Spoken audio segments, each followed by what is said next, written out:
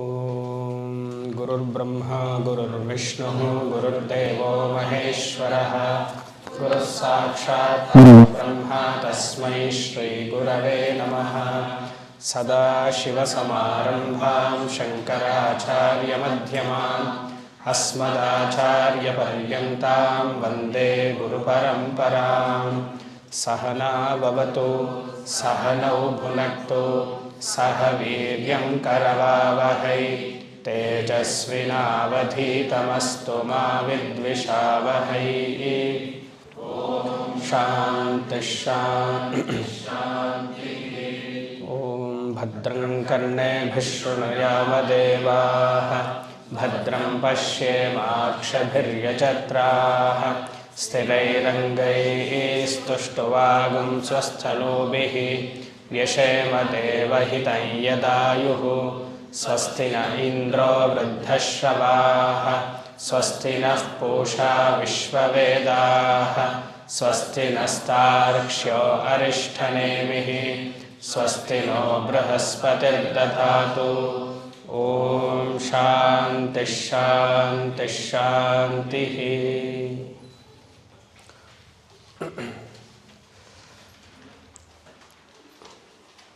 ಅವತ್ತು ಒಂದು ಸರಸ್ವತಿ ಶ್ಲೋಕವನ್ನು ನೋಡಿದ್ವಿ, ಜ್ಞಾಪಕ ಇದೆಯಾ? ಇವತ್ತೊಂದು ನೋಡಿ ಲಕ್ಷ್ಮೀ ತಂತ್ರವನ್ನು ಓದ್ತಾ ಇದ್ದೆ ಬೆಳಗ್ಗೆ. ಅಲ್ಲಿ ಲಕ್ಷ್ಮೀ ಇಂದ್ರನಿಗೊಂದು ಮಾತು ಹೇಳ್ತಾರೆ. 43ನೇ ಅಧ್ಯಾಯ ಶ್ಲೋಕ 32. ಸಪೋಸ್ ನೀವೇನಾದ್ರು ನೋಡೋದಿದ್ದರೆ, ಮಯಿತ್ವಾ ಭಿತ್ತಿಭೂತಾಯಾಂ ಚಿತ್ರವತ್ ಸಂಸ್ಮರೇ ಜಗತ್ ಸ್ಮಿತಿತಾ ಅಪರಾಗಮ್ಯೆ ಫೇಣಾಪಿಂಡಂ ಯತಾಂಬುಧೌ. ಅರ್ಥ ಏನು ಅಂದರೆ, ಲಕ್ಷ್ಮೀ ತಂತ್ರದಲ್ಲಿ ಅದ್ವೈತ ವೇದಾಂತ ಇಡೀ ಜಗತ್ತನ್ನು ಒಂದು ಚಿತ್ರಪಟದಂತೆ ನೋಡುವಂಥ ಲಕ್ಷ್ಮೀ ಇಂದ್ರನಿಗೆ ಹೇಳ್ತಿದ್ದಾರೆ.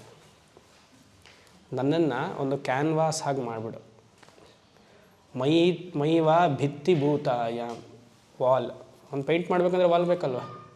I am the wall. ಅದರ ಮೇಲೆ ಚಿತ್ರವತ್ ಸಂಸ್ಮರೇ ಜಗತ್. ಅದು ಚಿತ್ರ ಹೇಗೆ ಕಾಣ್ತಿದೆಯಾ ಅಂದರೆ, ಸಮುದ್ರದಲ್ಲಿ ಅಲೆಹತ ನೊರೆ ಹೇಗೆ ಬರುತ್ತೋ ಆ ಥರ ಪ್ರಪಂಚ ಇರಬೇಕಂತೆ.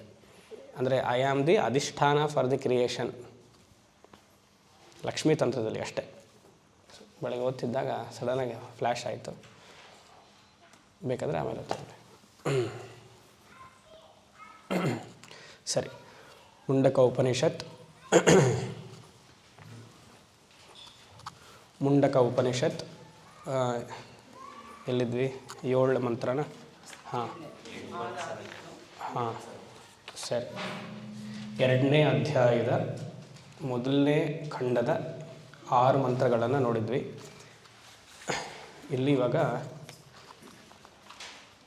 ಅಕ್ರಮ ಸೃಷ್ಟಿ ಪ್ರಾರಂಭವಾಗಿ ಸೂಕ್ಷ್ಮ ಪಂಚಭೂತಗಳು, ಸ್ಥೂಲ ಪಂಚಭೂತಗಳು, ಆಮೇಲೆ ಒಂದು ಮ್ಯಾನ್ಯುಯಲ್ ಅಂತ ಬಂತು. ಮ್ಯಾನ್ಯುಯಲ್ ಬಂದಿದ ತಕ್ಷಣ 3 ವೇದಗಳು, ವೇದದಲ್ಲಿ ಹೇಳಿರುವಂತಹ ದೀಕ್ಷಾ, ಯಜ್ಞ ಮುಗಿಸಾದ್ಮೇಲೆ ಮಾಡಬೇಕಾದಂಥ ಬಲಿ, ಆಮೇಲೆ ಅದಕ್ಕೆ ಯಜ್ಞಕ್ಕೆ ಕೊಡಬೇಕಾದಂಥ ದಕ್ಷಿಣೆ, ಸಂವತ್ಸರ, ಯಜಮಾನ ಕರ್ತೃ, ಯಜ್ಞದಿಂದ ಉಂಟಾಗುವಂತಹ ಫಲ, ಲೋಕದಿಂದ ಗತಿ, ಒಂದು ಶುಕ್ಲಗತಿ, ಒಂದು ಕೃಷ್ಣಗತಿ. ಇಷ್ಟನ್ನು ನೋಡಿದ್ವಿ. ಇನ್ನು ಮುಂದೆ ಹೋಗೋಣ. ಇಲ್ಲ ಇದೇ ಹೇಳ್ತಿದ್ರೆ ಸೆಕೆಂಡ್ ರೌಂಡ್ ಮುಂಡಕ ಮುಗಿಯಲ್ಲ.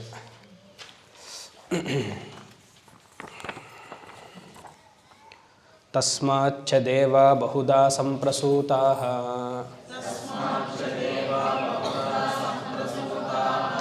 ಸಾಧ್ಯ ಮನುಷ್ಯ ಪಶವೋ ವಯಾಂಸಿ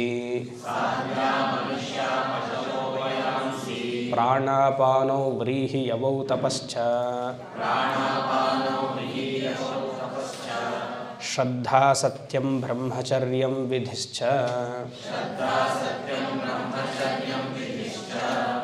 ತಸ್ಮಾಚ್ಚ ದೇವ ಬಹುಧಾ ಸಂಪ್ರಸೂತಾಃ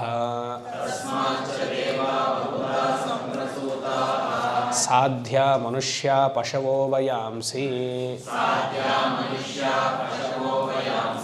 ಶ್ರದ್ಧಾ ಸತ್ಯಂ ಬ್ರಹ್ಮಚರ್ಯಂ ವಿಧಿಶ್ಚ ಪ್ರಾಣಾಪಾನೋ ವ್ರೀಹಿ ಯವೌ ತಪಶ್ಚ ಶ್ರದ್ಧಾ ಸತ್ಯಂ ಬ್ರಹ್ಮಚರ್ಯಂ ವಿಧಿಶ್ಚ.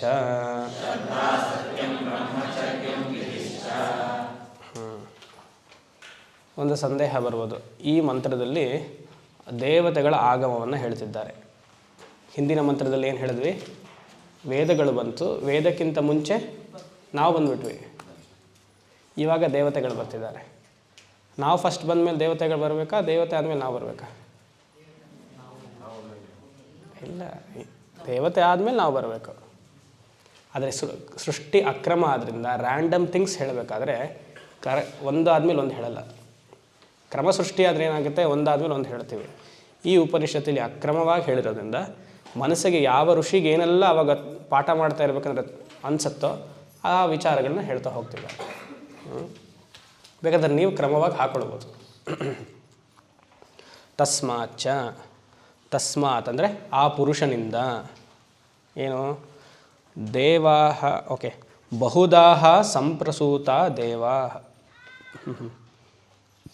ದೇವತೆಗಳು, ದೇವ ಅಂದರೆ ದೇವತೆಗಳು, ಬಹುದಾ ದೇವತಾ ಅಂದರೆ ಮೆನಿ ಗ್ರೂಪ್ಸ್ ಆಫ್ ದೇವತಾಸ್, ಎಲ್ಲ ದೇವತೆ ಗಣಗಳು ಆ ಪುರುಷನಿಂದ ಬಂದರು.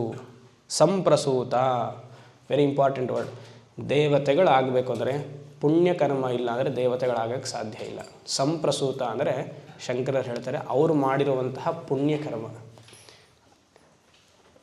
ಪ್ರೈಮ್ ಮಿನಿಸ್ಟರ್ ಆಗಬೇಕು ಅಂದರೆ ಪುಣ್ಯಕರ್ಮ ಇರಬೇಕೋ ಬೇಡವಾ? Apart from giving money and taking money, he should have that ಪುಣ್ಯ. ಧನುರ್ ರಾಶಿ ಮೋದಿ, ಧನುರ್ ಲಗ್ನ ಅಲ್ವಾ? ವೃಶ್ಚಿಕ ಲಗ್ನನ ಧನುರ್ ಲಗ್ನನ? ವೃಶ್ಚಿಕ ಲಗ್ನ, ಹಾಂ, ವೃಶ್ಚಿಕ ರಾಶಿ. ಗುರು ಚೆನ್ನಾಗಿಲ್ಲ, ಶನಿ ಬಲವಾಗಿಲ್ಲ ಅಂದರೆ ಪೊಲಿಟಿಷಿಯನ್ ಆಗೋಕ್ಕೆ ಸಾಧ್ಯ ಇಲ್ಲ. ಪೊಲಿಟಿಷಿಯನ್ ನೋಡಿ ಹೇಗೆ ಬರುತ್ತೆ ಜ್ಯೋತಿಷ್ಯ, ಯಾಕೆ ಪುಣ್ಯಕರ್ಮಕ್ಕೆ ಅಂತ. ಶನಿ ಸ್ಟ್ರಾಂಗ್ ಆಗಿಲ್ಲ ಅಂದರೆ nobody can become a politician. ಶನಿಗ್ರಹವೇ ಮಾಸ್ ಹೇಳುತ್ತೆ, ಮಾಸ್ ಪೀಪಲ್. ಜನನ ಆಳಬೇಕು ಅಂದರೆ ಶನಿಗ್ರಹ ತುಂಬ ಸ್ಟ್ರಾಂಗ್ ಆಗಿರಬೇಕು. ಎನಿವೇಸ್, ಒಂದು ಪುಣ್ಯ ಇರಬೇಕು ಅಂತ ಹೇಳಕ್ಕೆ ಬಂದೆ. ಸೊ ಸಂಪ್ರಸೂತ ಅಂದರೆ ಪ್ರತಿಯೊಬ್ಬರೂ ಮಾಡಿರುವಂತಹ ಮನುಷ್ಯರಾಗಿ ವೈದಿಕ ಕರ್ಮವನ್ನು ಮಾಡಿ 100 ಅಶ್ವಮೇಧ ಯಾಗವನ್ನು ಮಾಡಿದ್ರೆ ಯಾವ ಪದವಿ? ಇಂದ್ರನ ಪದವಿ. ಸೊ ಅಷ್ಟು ಮಾಡಿರಬೇಕು ಇಂದ್ರನ ಪದವಿ ತಗೊಳ್ಬೇಕು ಅಂದರೆ. ಅದಕ್ಕೆ ಸಂಪ್ರಸೂತ, ಆ ಯಾಗದಿಂದ ಮಾಡಿ ಪುಣ್ಯ ಗಳಿಸಿದ್ರೆ ಮಾತ್ರ ಸ್ವರ್ಗದಲ್ಲಿ ಸ್ಥಾನ. ಸೊ ಸಂಪ್ರಸೂತ ಇಸ್ ಈಕ್ವಲ್ ಟು ಪುಣ್ಯಕರ್ಮಣ. ಸಾಧ್ಯ ಅಂತ ಹಾಕಿದ್ದಾರೆ. ಆ ಪ್ರತಿಯೊಂದು ದೇವತೆಗೂ ಒಂದೊಂದು ಆಯುಧ ಅಂತ ಇರುತ್ತೆ. ಇಂದ್ರನಿಗೆ ಯಾವುದು ಆಯುಧ? ವಜ್ರ ಆಯುಧ. ವಾಹನ ಎಂಥದ್ದು? ಐರಾವತ. ಇಂದ್ರನಿಗೆ ಮಾತ್ರ ಅದು. ಪುಣ್ಯದಿಂದ ಬರುವಂತಹ ಆಯುಧಗಳು ಹಾಗೂ ಸ್ಥಾನಗಳು, ಪೊಸಿಷನ್. ಎಷ್ಟೋ ಜನ ಮನೇಲಿ ನೀವು ನೋಡಿದ್ರೆ, ಮನೇಲಿ ಪಾಪ ಊಟ, ಅವ್ರ ಮನೇಲಿ ಹೆಂಡತಿ ಪಾಪ ಬಾರ್ಲಿ ಫ್ಲೇಕ್ಸ್ ಅದೆಲ್ಲ ತಿಂದ್ಕೊಂಡಿರ್ತಾರೆ. ಮನೇಲಿರೋ ನಾಯಿಗೆ ಕಾರ್ನ್ಫ್ಲೇಕ್ಸ್ ಕೊಡ್ತಿರ್ತಾರೆ ಅಲ್ವಾ? ಮನೇಲಿರೋ ನಾಯಿಗಷ್ಟು ತುಂಬ ಚೆನ್ನಾಗಿರುತ್ತೆ ಗಾಡಿ, ಅದು ಪಾಪ ಮುಖ ಆಚೆ ಮಾಡಿ ಕಿಟಕಿಲಿ ಓಪನ್ ಮಾಡ್ಕೊಂಡು ಹೋಗ್ತಾ ಇರ್ತೀವಿ. ಹೈವೇಲೆಲ್ಲ ನೋಡಿರ್ತೀರಲ್ವ, ಎಷ್ಟು ಪುಣ್ಯ ನೋಡಿ ಅದಕ್ಕೆ. ಅದಕ್ಕೊಂದು ಹೊಸ ಬೆಡ್ಡು. ಬಾಂಬೆಲೊಬ್ಬರು ಹೋದ ವರ್ಷ ಒಬ್ಬರು ಮನೆಗೆ ಹೋದಾಗ ಒಂದು ನಾಯಿಗೆ ಅಂತಲೇ ಒಂದು ರೂಮ್ ಮಾಡಿಟ್ಟಿದ್ದಾರೆ. ಅದು ಎಷ್ಟು ಪುಣ್ಯ ಸಂಪಾದನೆ. ಇಂದ್ರನೇ ಅದು. For a dog to enjoy that status, he has got that Indra ಪದವಿ. AC ಹಾಕಿದ್ದಾರೆ ಪಾಪ. ಅದಕ್ಕೆ ಇಬ್ಬರು ಕೂದಲು ಇದು ಮಾಡ್ಕೊಳ್ಳೋಕ್ಕೆ, ಫ್ಯಾಷನ್ ಮಾಡ್ಕೊಳ್ಳೋಕ್ಕೆ ಒಂದು ಏನಿಟ್ಟಿದ್ದಾರೆ, ಸಲೂನ್. ಕರ್ಕೊಂಡು ಹೋಗ್ತಾರೆ, ಬರ್ತಾರೆ. ಸಾಧ್ಯ ಅಂದರೆ ಅದಕ್ಕೊಂದು ಪವರ್ ಬಂದಿದೆ. ಹಾಗೆ ತಿಳ್ಕೊಳ್ಬೇಕಿಲ್ಲ. ಹೀಗೆ ತಿಳ್ಕೊಂಡ್ರೆ ಅದು ಅರ್ಥ ಆಗುತ್ತೆ. ಈ ನಮ್ಮ ಇನ್ಕಮಲ್ಲೂ ಒಂದು ಗ್ರೂಪ್ ಇರುತ್ತಲ್ವ, LIG, MIG, HIG. High income group, middle income group, low income group. ಹಾಗೆ ಈ HIG ಅನ್ನೋದೆಲ್ಲ ಪುಣ್ಯಕರ್ಮ ವಿಶೇಷ ಚೆನ್ನಾಗಿ ಮಾಡಿದರೆ ಇಂದ್ರಾದಿ ದೇವತೆಗಳ ಪದವಿ. ಅವ್ರಿಗೊಂದು ವಜ್ರಾಯುಧ, ಐರಾವತಾನ ವಾಹನ. ಅದೇ ಇವಾಗ ಕಾಳಿ, ಮಾರಮ್ಮ, ಪಟ್ಟಾಳಮ್ಮ ಅವ್ರಿಗೆಲ್ಲ ವಜ್ರಾಯುಧ ಇದೆಯಾ? ಅವರೆಲ್ಲ ಲೋ ಇನ್ಕಮ್ ಗ್ರೂಪ್. ಏನೋ ಒಂದು ಉಪಾಸನೆಯನ್ನು ಮಾಡಿರ್ತಾರೆ, ಅವ್ರಿಗೊಂದು ಕತ್ತಿ ಇರುತ್ತೆ. ವಜ್ರಾಯುಧಕ್ಕೂ ಕತ್ತಿನೇ, ಇದು ಕತ್ತಿನೇ. ಬೈಫರ್ಕೇಟ್ ಮಾಡಬೇಕು. ಅವಾಗಿದ್ರೇ ನಮಗೆ ವಿವೇಕಜನ್ಯ ವೈರಾಗ್ಯ ಬರೋದು. ಹಾಗೇನೆ ಎಲ್ಲ ದೇವತೆಗಳು ಹಾಗೆ. ಯೋ ಯೋ ಯಾಮ್ ಯಾಮ್ ತನುಂ ಭಕ್ತಯ ಶ್ರದ್ಧೆಯಾರ್ಚಿತುಮಿಚ್ಛತಿ ತಸ್ಯ ತಸ್ಯ ಅಚಲಾಂ ಶ್ರದ್ಧಾಂ ತಾಂ ಏವ ವಿದದಾಮ್ಯಹಂ. ಇದೇ ಹೇಳೋದು. ನಮ್ಮ ವಾಸನೆ ಹೇಗಿರುತ್ತೋ ಆ ವಾಸನೆಗೆ ತಕ್ಕಂಥ ದೇವತೆಗಳನ್ನು ಹುಡುಕ್ತೀವಿ. ಯೋಚನೆ ಮಾಡಿ, ನಮ್ಮ ವಾಸನೆ ಹೇಗಿರುತ್ತೋ ಹಾಗೆ. ನವಂಬರ್ ಡಿಸೆಂಬರ್ ಸೀಸನ್ ಬಂತು ಅಂತಂದರೆ ಅಯ್ಯಪ್ಪ ಸೀಸನ್ ಶುರು ಆಗುತ್ತೆ, ಇಲ್ಲಾಂದರೆ ಓಂ ಶಕ್ತಿ ಶುರು ಆಗುತ್ತೆ. ಯೋ ಯೋ ಯಾಮ್ ಯಾಮ್ ತನುಂ ಭಕ್ತಃ. ಅದು ಯೋಚನೆ ಮಾಡೋದು ಯಾಕಷ್ಟು ಜನ ಅಂದರೆ ಅವ್ರ ಮನಸ್ಸಲ್ಲಿರುವಂಥದ್ದು ಅದೇ ವಾಸನೆ. ಇಲ್ಲಿ ಹಾಗೆಯೇ ಸಾಧ್ಯ ಅಂದರೆ ಸಂಪ್ರಸೂತ ಸಾಧ್ಯ. ಆ ಜೀವ ಚೆನ್ನಾಗಿ ಪುಣ್ಯವನ್ನು ಮಾಡಿ ಆ ದೇವತಾ ಪದವಿಯನ್ನು ತಗೊಂಡು ದೇವತಾ ಪದವಿಗೆ ಬೇಕಾಗಿರುವಂತಹ ಸ್ಥಾನವನ್ನು ಗಳಿಸಿ ಪ್ಲಸ್ ಅದಕ್ಕೆ ಆಯುಧವನ್ನು ಬಳಸಿದ್ದಾರೆ. ಅದನ್ನು ಇಲ್ಲಿ ಹೇಳ್ತಾರೆ. ಸರಿ, ದೇವತೆಗಳೆಲ್ಲ ಬಂದರು. ಆಮೇಲೆ ಮನುಷ್ಯ ಬರಬೇಕಲ್ಲ, ನಾವಿಲ್ಲ ಅಂದರೆ ಹೇಗೆ? ಮನುಷ್ಯ, ಪಶವ ಪ್ರಾಣಿಗಳು, ಎಲ್ಲ ಪ್ರಾಣಿಗಳು ಹಾಕೊಳ್ಳಿ. ವಯಾಂಸಿ ಹಕ್ಕಿಗಳು, ಬರ್ಡ್ಸ್ ಎಕ್ಸೆಟ್ರಾ. ಇಲ್ಲಿ ಬಹುಧಾ ಸಂಪ್ರಸೂತ ಅನ್ನೋದಕ್ಕೆ ವಿವಿಧ ಗಣಗಳು ಅಂತ ಹೇಳ್ತಾರೆ. ವಸುಗಣ, ಆದಿತ್ಯಗಣ ಇತ್ಯಾದಿ. ಸರಿ, ಆಮೇಲೆ ಪ್ರಾಣಾಪಾನೋ ವ್ರೀಹಿ ಯವೌ, ಪ್ರಾಣ ಅಪಾನವು ಎಕ್ಸೆಟ್ರಾ ಅಂತ. ಪ್ರಾಣ ಅಪಾನ ವ್ಯಾನ ಉದಾನ ಸಮಾನ. ಸಮಷ್ಟಿ ಹಿರಣ್ಯ ಗರ್ಭವನ್ನು ಹಿಂದಿನ ಮಂತ್ರದಲ್ಲಿ ನೋಡಿದ್ವಿ, ಇದು 5ನೇ ಮಂತ್ರದಲ್ಲಿ ನೋಡಿದ್ವಿ, 5 ಅಥವಾ 4ನೇದಲ್ಲಿ. ಇಲ್ಲಿ ವ್ಯಷ್ಟಿ ಪ್ರಾಣ, ಮನುಷ್ಯ ಅಂತ ಹೇಳಿರೋದಕ್ಕೋಸ್ಕರ ಇಲ್ಲಿ ವ್ಯಷ್ಟಿ ಪ್ರಾಣವನ್ನು ತಗೊಳ್ಬೇಕು. ಇನ್ನೊಂದು ಅರ್ಥ ಏನು ಬರೀತಾರೆ ಟಿಪ್ಪಣಿಕಾರರು, ಪ್ರಾಣಾಪಾನ ಅಂದರೆ ಬಾಯರಿಕೆ ಹಾಗೂ ಹಸಿವು ಅಂತಾರೆ. ಬಾಯರಿಕೆ ಹಾಗೂ ಹಸಿವು ಬಂತು. ಮನುಷ್ಯ ಬಂದಮೇಲೆ ಅವನಿಗೇನೋ ಹಸಿವು ಆಗಬೇಕಲ್ಲ, ಹಸಿವು ಆಗಬೇಕು, ಆಮೇಲೆ ಬಾಯರಿಕೆನೇ ಬೇಕು. ಅದಕ್ಕೆ ಪ್ರಾಣಾಪಾನ is equal to thirst and hunger. ಎಷ್ಟು ದಿವಸ ಅಂತ ಹಾಗೆ ಇರೋಕ್ಕಾಗತ್ತೆ? ನಿತ್ಯ ಏಕಾದಶಿ ಮಾಡೋಕ್ಕಾಗಲ್ಲ. ಅದಕ್ಕೆ ವ್ರೀಹಿ ಯವವು, ಗ್ರೈನ್ಸ್ ಆ್ಯಂಡ್ ಬಾರ್ಲಿ. ಧಾನ್ಯ ಹಾಗೂ ಬಾರ್ಲಿಗೇನು ಜವರ್ಸಿನ ಜವರೇನ ಕನ್ನಡದಲ್ಲಿ? ಬಾರ್ಲಿಗೆ ಗಂಜಿ ಗೊತ್ತು, ಬೇರೆ ಪದ ಇರಬೇಕೇನೋ. ಜವರೆ ತಾನೆ, ಬಾರ್ಲಿನೇನಾ? ಓ ಸರಿ. ವ್ರೀಹಿ ಅವು, ಯಾಕಂದ್ರೆ ಅದಿನ್ನೂ ಭಗವಂತ ಆ ಸ್ಥಾನ ಕೊಟ್ಟಿಲ್ಲ ನಮಗೆ, ಅದೇ ತಿನ್ಕೊಂಡಿರೋಕ್ಕೆ. ಸರಿ, ವ್ರೀಹಿ ಅವು ಧಾನ್ಯಾದಿಗಳು ಹಾಗೂ ಗ್ರೈನ್ಸ್ ಆ್ಯಂಡ್ ಬಾರ್ಲಿ. ತಪಶ್ಚ, ತಪಃ ಅಂತ ಸುಮಾರು ಕಡೆ ಬಂದಿದೆ ಮುಂಡಕ ಉಪನಿಷತ್ತಲ್ಲೇ. ಪ್ರತಿಯೊಂದು ಜಾಗದಲ್ಲೂ ತಪಸ್ಗೆ ಬೇರೆ ಅಂತ ಹೇಳ್ತಿದ್ವಿ. ಇಲ್ಲಿ ಆಚಾರ್ಯರು ಹಾಕ್ತಾರೆ ಚಾಂದ್ರಾಯನ ವ್ರತ ಇತ್ಯಾದಿ. ನೋಡಿ, ಮನುಷ್ಯ ಬಂತು ಅಂದ ತಕ್ಷಣ ಪ್ರಾಯಶ್ಚಿತ್ತವನ್ನು ತಪಸ್ಗೆ ಹೇಳಿದ್ದಾರೆ. ಹಿಂದೆ ತಪಸ್ಸೆಲ್ಲ ಸಂಕಲ್ಪ ಅಂತ ಇತ್ತು, ಜ್ಞಾಪಕ ಇದೆಯಾ? ತಪಸ್ಸು ಅಂತಿತ್ತು, ಡಿಸಿಪ್ಲಿನ್ ಅಂತ ಬಂತು. ಅದೆಲ್ಲ ಭಗವಂತನ ತಪಸ್ಗೆ. ಹಾಗೆ ನಾವು ಮಾಡುವಂತಹ ತಪಸ್ಗೆ ಚಂದ್ರಾಯನ ಅಥವಾ ಚಾಂದ್ರಾಯನ ವ್ರತ, ಪ್ರಾಯಶ್ಚಿತ್ತ ಕರ್ಮ. ಚಾಂದ್ರಾಯನ ವ್ರತ ಕೇಳಿದ್ದೀರ?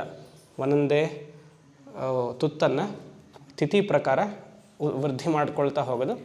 ಶುಕ್ಲ ಪಕ್ಷದಲ್ಲಿ, ಕೃಷ್ಣ ಪಕ್ಷದಲ್ಲಿ ಕ್ಷೀಣ ಆಗ್ತಾ ಹೋಗುತ್ತೆ. ತಪಶ್ಚ ಶ್ರದ್ಧಾ, ಶಂಕರ ಹೇಳ್ತಾರೆ ಆಸ್ತಿಕ್ಯ ಬುದ್ಧಿ. ವೆರಿ ಇಂಪಾರ್ಟೆಂಟ್, ಆಸ್ತಿಕ್ಯ ಬುದ್ಧಿ. ಎಲ್ಲಿ ಬರುತ್ತೆ ಈ ಪದ ಆಸ್ತಿಕ್ಯ ಬುದ್ಧಿ? ಯಾವ ಲೈನು? ಶ್ರುತಿಗುರು ವಚನೇಶು ಆದರಂ ಭಕ್ತಿದಾರ್ಢ್ಯಂ. ಆಮೇಲೆ ದೇವಾಚಾರ್ಯಶ್ವಪಿ ತಾವಕೀನೇ ನಿತಾಂತಂ ವಿದ್ಯಾಂ ಶುದ್ಧಾಂ ಚ ಬುದ್ಧಿಂ ಕಮಲಜದೈತೆಯ ಸತ್ವರಂ ದೇಹಿ ಮಹ್ಯಂ. ಆಸ್ತಿಕ್ಯ ಬುದ್ಧಿ ಬೆಳೆಸ್ಕೊಳ್ಬೇಕು. ಫರ್ಮ್ ಫೇತ್ ಇನ್ ಶಾಸ್ತ್ರ, ಇನ್ ಗುರು ಆ್ಯಂಡ್ ಭಗವಾನ್. ಅಚಲವಾದ ನಂಬಿಕೆ, ಕಿಂಚಿತ್ತೂ ಅದರಲ್ಲಿ ಡೌಟೇ ಪಡಬಾರ್ದು. ಯಾವುದರಲ್ಲಿ?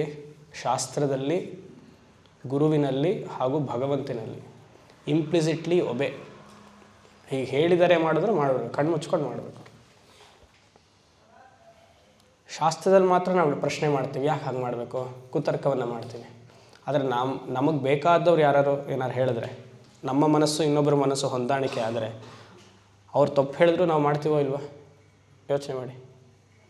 ಶಾಸ್ತ್ರವನ್ನು ಇಂಪ್ಲಿಸಿಟ್ಟಾಗಿ ಒಬೆ ಮಾಡಬೇಕು. ಅದು ಈಗ ಹೇಳ್ತಿದ್ದಂದರೆ ಹೀಗೆ ಶಾಸ್ತ್ರವನ್ನು ಹೀಗೆ ಹೇಳ್ಬೋದಾಗಿತ್ತು ಹಾಗೆ ಹೇಳ್ಬೋದಾಗಿತ್ತು ಅಂತ ಹೇಳುವ ಹಾಗೆ ಇಲ್ಲ.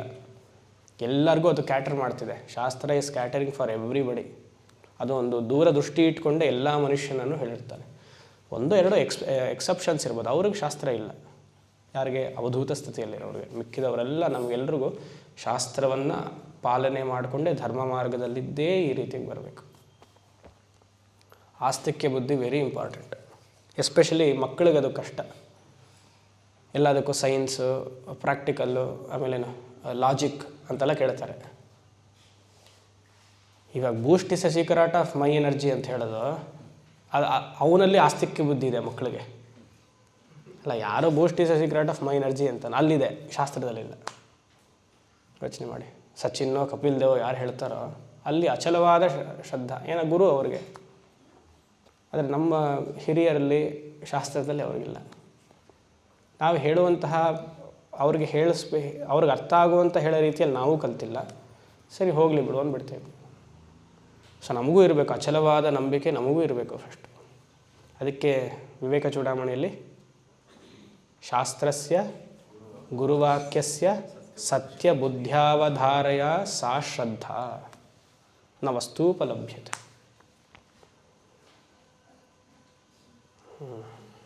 ಸೊ ಇಲ್ಲಿ ಆಸ್ತಿಕ್ಯ ಬುದ್ಧಿ ಅಂದರೆ 3 ಶಾಸ್ತ್ರ, ಗುರು, ಭಗವಂತನಲ್ಲಿ. ಅದಕ್ಕೆ ವಿವೇಕಾನಂದರು ಕಂಪ್ಲೀಟ್ ವರ್ಕ್ಸಲ್ಲಿ ಹೇಳ್ತಾರಲ್ಲ, have faith first in yourself and then have faith in God. If the former is not up to the mark, latter will not succeed. ಭಗವಂತನಲ್ಲಿ ಏರುಪೇರು ಆಗ್ತಿದೆ, ಭಗವಂತನಲ್ಲಿ ಶ್ರದ್ಧೆ ಏರುಪೇರು ಆಗ್ತಿದೆ ಅಂದರೆ ನಿನ್ನಲ್ಲಿ ಏರುಪೇರು ಆಗ್ತಿದೆ, ನಿನ್ನ ವೃತ್ತಿಗಳ ಏರುಪೇರು ಆಗ್ತಿದೆ, ನಿನ್ನ ಮೇಲೆ ನೀನೇ ನಂಬಿಕೆ ಇಟ್ಟಿಲ್ಲ. ಅದಕ್ಕೆ ಭಗವಂತನಲ್ಲೂ ಡೌಟ್ ಮಾಡ್ತೀಯ. ನೀನು ಇದೆಯಾ, ಅಚಲವಾಗಿದ್ದೀನಿ, ನಾನು ಜೀವನದಲ್ಲಿ ಎಲ್ಲ ಗೆಲ್ಬೋದು ಅಂತ ಇದ್ದರೆ ಭಗವಂತನ ನಂಬ್ತೀಯ. Have faith in yourself, very important. ಶ್ರದ್ಧಾನೂ ಭಗವಂತನಿಂದನೇ ಬಂತು ಅಂತ. ಸತ್ಯಂ ಅನೃತವರ್ಜನಂ ಅಂತಾರೆ ಶಂಕರರು. ಸತ್ಯಂ ವದ ಅಂತ ಹೇಳಿಲ್ಲ, ಅನೃತವರ್ಜನಂ, ಸುಳ್ಳನ್ನು ಹೇಳಬಾರ್ದು ಅಂದರು. ಯಥಾಶಕ್ತಿ ಅಂತ ಹಾಕೊಳ್ಳಿ ನಮ್ಮ ಭಾಷ್ಯ ಅಲ್ವಾ, 100% ಆಗಲ್ವೇ ಅಲ್ವಾ? ಯಥಾಶಕ್ತಿ ಆದಷ್ಟು ಸತ್ಯವನ್ನು ನುಡಿಯುವಂಥದ್ದು. ಬ್ರಹ್ಮಚರ್ಯಂ ಮೈಥುನ ಅಸಮಚಾರ. ಇಲ್ಲಿ ನೋಡಿ, ಬ್ರಹ್ಮಚರ್ಯಂಗೆ ಇಲ್ಲಿ ಏನು ಹೇಳ್ತಾರೆ, ಮುಂಡಕ ಉಪನಿಷತ್ತಲ್ಲಾಗಲಿ, ಮುಂಡಕ ಉಪನಿಷತ್ತಲ್ಲಿ ಬೇರೆ ಎಲ್ಲೂ ಬಂದಿಲ್ಲ ಇನ್ನು ಬ್ರಹ್ಮಚರ್ಯ.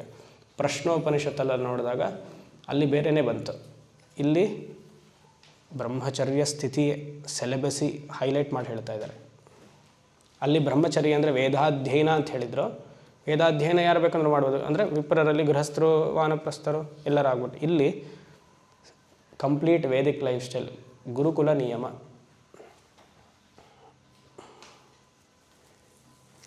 ಗೃಹಸ್ಥಾಶ್ರಮ ಆದಮೇಲೂ ಒಂದು ಕೆಲವು ವರ್ಷಗಳ ಆದಮೇಲೆ ಬ್ರಹ್ಮಚರ್ಯವನ್ನು ಪಾಲನೆ ಮಾಡಬೇಕು ಅಂತ ಧರ್ಮಶಾಸ್ತ್ರವೇ ಹೇಳಿದೆ.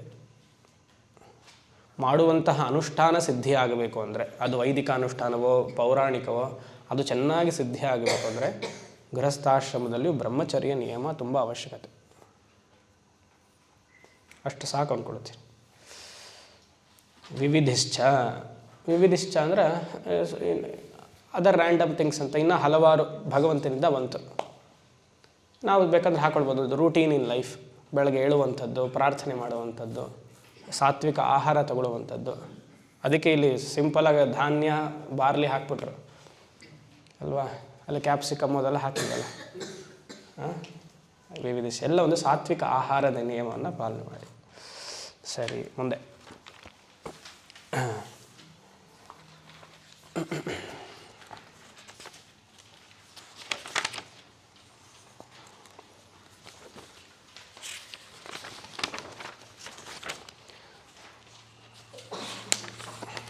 ಸಪ್ತಃ ಪ್ರಾಣಾಃ ಪ್ರಭವಂತಿ ತಸ್ಮಾತ್. ಇದು ಮಂತ್ರ, ಅದಕ್ಕೆ ನೋಡ್ತಾ ಇದ್ದೆ, ಅದು ಸ್ವರದಲ್ಲೇ ಬರುತ್ತೆ.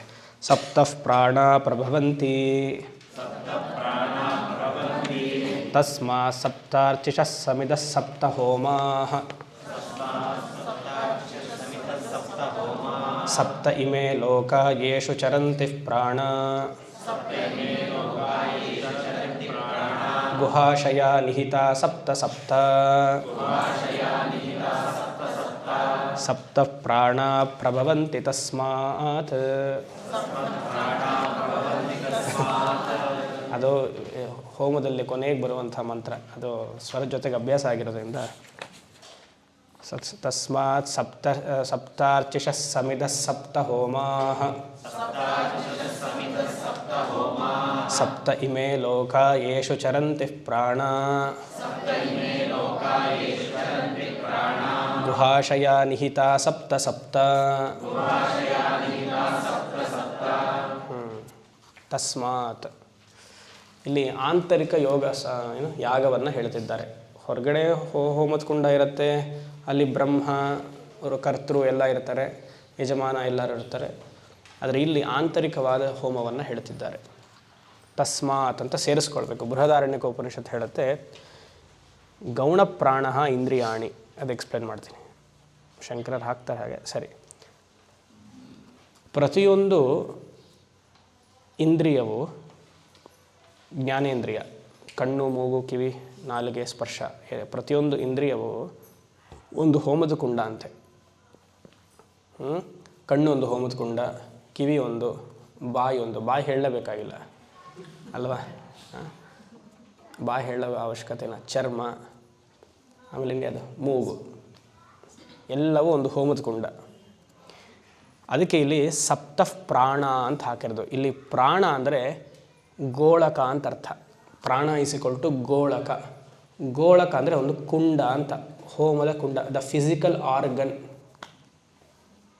ಕಣ್ಣು ಇದೇನು, ಇದು ಮಾಂಸದ ಮುದ್ದೆ ಏನಿದೆ ಅದಕ್ಕೆ ಗೋಳಕ ಅಂತ ಸಂಸ್ಕೃತದಲ್ಲಿ ಹೆಸರು. ಇದು ಒಂದಿದ್ದರೆ ಸಾಕಾಗಲ್ಲ, ಇದರ ಹಿಂದೆ ಶಕ್ತಿ ಇರಬೇಕು. ನೋಡುವಂತಹ ಶಕ್ತಿ ಇದ್ದರೆ ಆ ನೋಡುವಂತಹ ಶಕ್ತಿಯಿಂದ ಈ ಕಣ್ಣು ಅನ್ನುವ ಮಾಂಸ ಮುದ್ದೆಯಿಂದ ರೂಪ ಕಾಣುತ್ತೆ. ಆ ಶಕ್ತಿ ಹಿಂದೆ ಇರುವುದಕ್ಕೆ ದೇವತಾ ಅಂತ ಹೆಸರು. ಅದು ನೋಡುವಂತಹ ದೇವತ. ಎಷ್ಟು ಇದೆಯಂತೆ? ಸಪ್ತ ಗೋಳಕಗಳು. ಅಯ್ಯೋ ಏನು 5 ಇದೆಯಲ್ವಾ, ಇದು ಉಪನಿಷತ್ತು 7 ಹೇಳ್ತಿದೆಯಲ್ಲ. ಮೋಸ್ಟ್ಲಿ ಯಾವಾಗ ನಿದ್ದೆ ಮಾಡ್ತಿದ್ರ ಅಂತ ಹೇಳ್ಬೇಡಿ. 2 ಕಣ್ಣು, 2 ಕಿವಿ, 1 ಬಾಯಿ, 2 ಮೂಗು. ಸದ್ಯಕ್ಕೆ ಒಂದೇ ಬಾಯಿ. ಆ ಒಂದೇ ಬಾಯಿ ಊಟ ಮಾಡೋಕ್ಕೂ ಒಂದು, ಬೈಯಕ್ಕೂ ಒಂದು. ಸದ್ಯಕ್ಕೆ ಬಚಾವಾದ್ವಿ. ಸಪ್ತ ಪ್ರಾಣ ಅಂದರೆ ಇಷ್ಟು ಗೋಳಕಗಳು, ಎಲ್ಲ ಮಾಂಸದ ಮುದ್ದೆ, ಒಂದೊಂದು ಹೋಮದ ಕುಂಡ ಅಂತ ನೀವು ನೋಡಬೇಕು. ಆಯಿತಾ? ಪ್ರಭವಂತಿ. ಪ್ರಭವಂತಿ ಅಂದರೆ ಅಗ್ನಿ ಅಲ್ಲಿದ್ದಾನೆ ಅಂತ. ಅಂದರೆ ದೇವತೆಗಳು ಅಗ್ನಿಯ ಸ್ಥಾನದಲ್ಲಿ.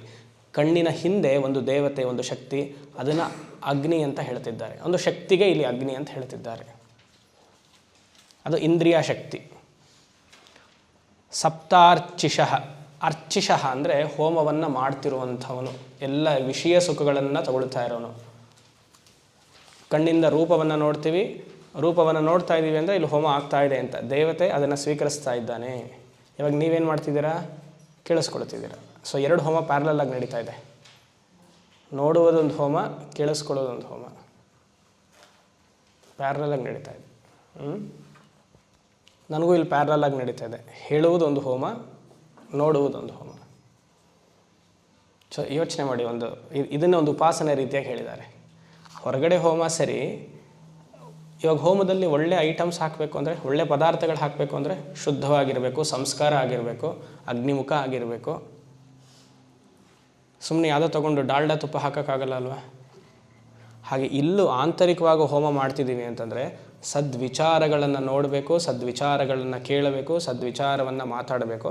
ಅದೇ ಭಗವಂತನಿಗೆ ಹೋಮ. ಆ ಇಂದ್ರಿಯ ಹಿಂದೆ ಇರುವಂತಹ ದೇವತೆಗಳಿಗೆ ಅದು ಹವಿಸ್ಸು ಕೊಟ್ಟ ಹಾಗೆ. ಆವಾಗ ಎಷ್ಟು ಹವಿಸ್ಸು ಚೆನ್ನಾಗಿ ಶುದ್ಧವಾಗಿ ಕೊಡ್ತೀವೋ ಆವಾಗ ಇಂದ್ರಿಯ ಬಲ, ಪುಣ್ಯ ಸಂಪಾದನೆ. ಸೊ ಇಲ್ಲಿ ಚೆನ್ನಾಗಿ ಹೋಮ ಮಾಡ್ತಿದ್ರೆ ಹೊರಗಡೆನೂ ಚೆನ್ನಾಗಿ ಹೋಮ ಆಗತ್ತೆ. ಹೊರಗಡೆ ಅಂದರೆ ನಾವು ಮಾಡುವಂತಹ ಹೋಮದ ಕುಂಡ ಇಟ್ಕೊಂಡು ಮಾಡುವಂಥದ್ದು ವೆರಿ ಇಂಪಾರ್ಟೆಂಟ್. ಇದೆಲ್ಲ ಒಂದು ಡಿಸಿಪ್ಲಿನ್ಗೆ ಹೇಳಿ. ವಿವಿಧಾಶ್ಚ ಅಂತ ಹಾಕಿದ್ರಲ್ವ, ಅದಾಗಿದ ತಕ್ಷಣ ಇದು ಬಂದಿದೆ ಅಂದರೆ ಒಂದು ಡಿಸಿಪ್ಲಿನ್, ರೂಟೀನ್ ಲೈಫ್.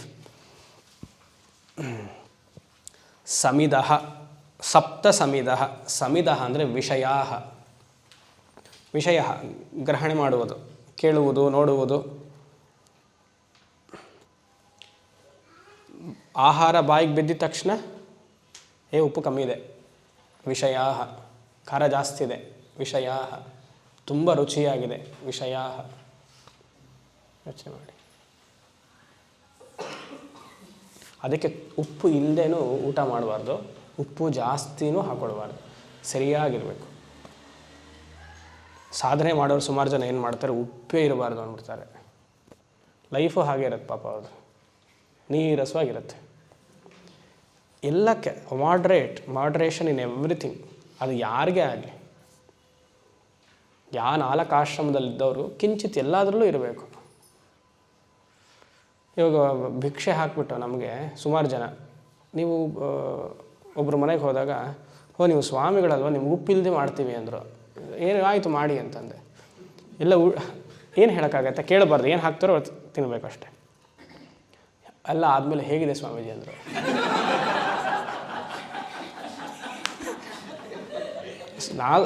ಅವ್ರು ಹೇಳ್ಕೊಡ್ತಿದ್ದೆ, ಸ್ವಧರ್ಮನೂ ಪಾಲನೆ ಮಾಡಬೇಕು, ಬಟ್ ಅವ್ರಿಗೂ ಅದು ಇಷ್ಟ ಆಗಬೇಕು. ತುಂಬ ಚೆನ್ನಾಗಿದೆ ಅಮ್ಮ ಅಂದೆ ಅಷ್ಟೆ. ಸೊ ಇದೆಲ್ಲ ಆಗತ್ತೆ, ಇದೆಲ್ಲ ಒಂಥರ ಒಂದು ಚೆನ್ನಾಗಿರುತ್ತೆ ನಮಗೆ. ಎಲ್ಲ ವಿಭೂತಿ ಇದು. ಸನ್ಯಾಸವನ್ನು ತೊಗೊಂಡ್ಮೇಲೆ ಒಂದು ಎಷ್ಟು ಆನಂದ ಇರುತ್ತೆ ಅಂದರೆ, ಒಬ್ಬೊಬ್ಬರು ಒಂದೊಂದು ಅವತಾರ ಅಂತ ನಮಗೆ.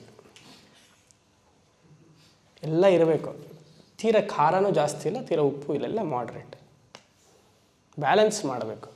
ಅದಕ್ಕೆ ಕೃಷ್ಣ ಹೇಳಿರೋದು ಯುಕ್ತಾಹಾರ ವಿಹಾರಸ್ಯ, ಎಲ್ಲದರಲ್ಲೂ ಸರಿ ಸಮಾನವಾಗಿರಬೇಕು.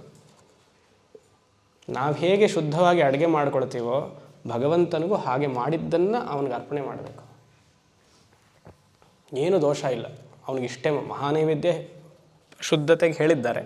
ನೀವು ಬೇರೆ ಏನೆಲ್ಲ ಮಾಡಿರ್ತೀರಲ್ವ, ಪಾಯಸ, ಪಲ್ಯ, ಕೋಸಂಬರಿ, ಅದೆಲ್ಲ ಭಗವಂತನಿಗೆ ನೈವೇದ್ಯ ಮಾಡ್ಬೋದು. ಇನ್ನೂ ಶುದ್ಧವಾಗುತ್ತೆ, ಪವಿತ್ರವಾಗಿರುತ್ತೆ. ನೀವು ಸ್ವೀಕರಿಸುವಂತಹ ಆ ಪ್ರಸಾದದಿಂದ ಮಾಡಿರುವಂಥದ್ದು ಶರೀರಕ್ಕೆ ಪಚನ ಶಕ್ತಿ ಚೆನ್ನಾಗಾಗತ್ತೆ, ಡೈಜೆಷನ್ ಪ್ರಾಬ್ಲಮ್ ಬರಲ್ಲ.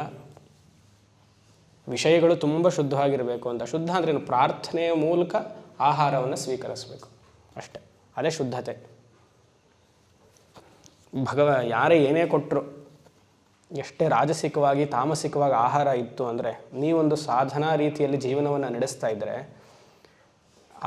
ಮುಂದೆ ಇರುವಂತಹ ಆಹಾರದಲ್ಲಿ ಸುಮ್ಮನೆ ಅದು ಗಾಯತ್ರಿ ಮಂತ್ರವನ್ನು ಹೇಳಿ ಪ್ರೋಕ್ಷಣೆ ಮಾಡಿ ತೊಗೊಂಡ್ರೆ ಅಶುದ್ಧತೆಗೆಲ್ಲ ಹೊಟ್ಟೋಗುತ್ತೆ. ಆ ತಪಸ್ಸು ನಿಮ್ಮಲ್ಲಿರಬೇಕು. ಹಾಗೆಂತ ನಾಳೆಯಿಂದ ಹೋಗಿ ಶಾಂತಿ ಸಾಗರಲ್ಲಿ ತಿನ್ನಿ ಅಂತ ಹೇಳ್ತಾ ಇಲ್ಲ. ಸಪೋಸ್ ಯಾವುದೋ ರೀತಿಯಲ್ಲಿ ಗೊತ್ತಿಲ್ಲ, ಯಾರೋ ಮನೆಗೆ ಹೋಗ್ತೀರಾ, ಅದು ಯಾಕಂದರೆ ಅಡುಗೆ ಮಾಡಬೇಕಂದ್ರೆ ವೃತ್ತಿ, ಎಲ್ಲ ವೃತ್ತಿ ಬೆಸ್ಟ್. ಅವ್ರು ಯಾವ ಆಲೋಚನೆ ಮಾಡ್ಕೊಂಡು ಮಾಡ್ತಿರ್ತಾರೋ, ಅದಕ್ಕೆ ಹೋಟೆಲ್ ಊಟ ಹಾಗೆ ತಾನೆ. ಪಾಪ ಅವನಿಗೆ ಬೈಕೊಂಡೇ ಮಾಡ್ತಿರ್ತಾನೆ ಅಲ್ವಾ. ಅಲ್ಲಿ ಸರ್ವ್ ಆಗ್ತಾನೆ ಇರುತ್ತೆ, ಎಂಜಿಲ್ ಮೇಲೆ ಎಂಜಿಲ್ಲು ಮೊಸರೆ, ಅದಕ್ಕೆ ಟೇಸ್ಟ್ ಜಾಸ್ತಿ ಅಂತ. ಯೋಚನೆ ಮಾಡಿ. ಅಶುದ್ಧ ಆಹಾರ ತಿನ್ನಬೇಕು ಅಂತ ಏನು ಬೇಕಾದ್ರೂ ತಿನ್ನೋದಾ? ವಿಷಯ ಯಾತಕ್ಕೆ ಇದು ವಿಚಾರ ಹೇಳ್ತೀನಿ. ಸಮಿಧ ಸಪ್ತ ಹೋಮ, ಎಲ್ಲ ಆಂತರಿಕವಾಗಿ ಹೋಮ ಆಗ್ತಿದೆ ಇಂದ್ರಿಯಗಳಲ್ಲೆಲ್ಲ. ಎಷ್ಟು ಶುದ್ಧತೆ ಮೇಂಟೈನ್ ಮಾಡಬೇಕು. ಆಹಾರ ಒಂದು ನಾವು ಕಂಟ್ರೋಲ್ ಮಾಡ್ಕೊಂಡ್ಬಿಟ್ರೆ, ಅಂದರೆ ಇಂದ್ರಿಯದಲ್ಲಿ ಬಾಯಿ ಒಂದು ಕಂಟ್ರೋಲ್ ಮಾಡಿಕೊಂಡ್ರೆ, ಬೈಯೋಕ್ಕೂ ಸರಿ, ಮಾತಾಡೋಕ್ಕೂ ಸರಿ, ಆದರೆ ಊಟ ಮಾಡೋಕ್ಕೂ ಸರಿ, ಎಲ್ಲ ಇಂದ್ರಿಯಗಳು ಶಾಂತವಾಗಿಬಿಡುತ್ತೆ.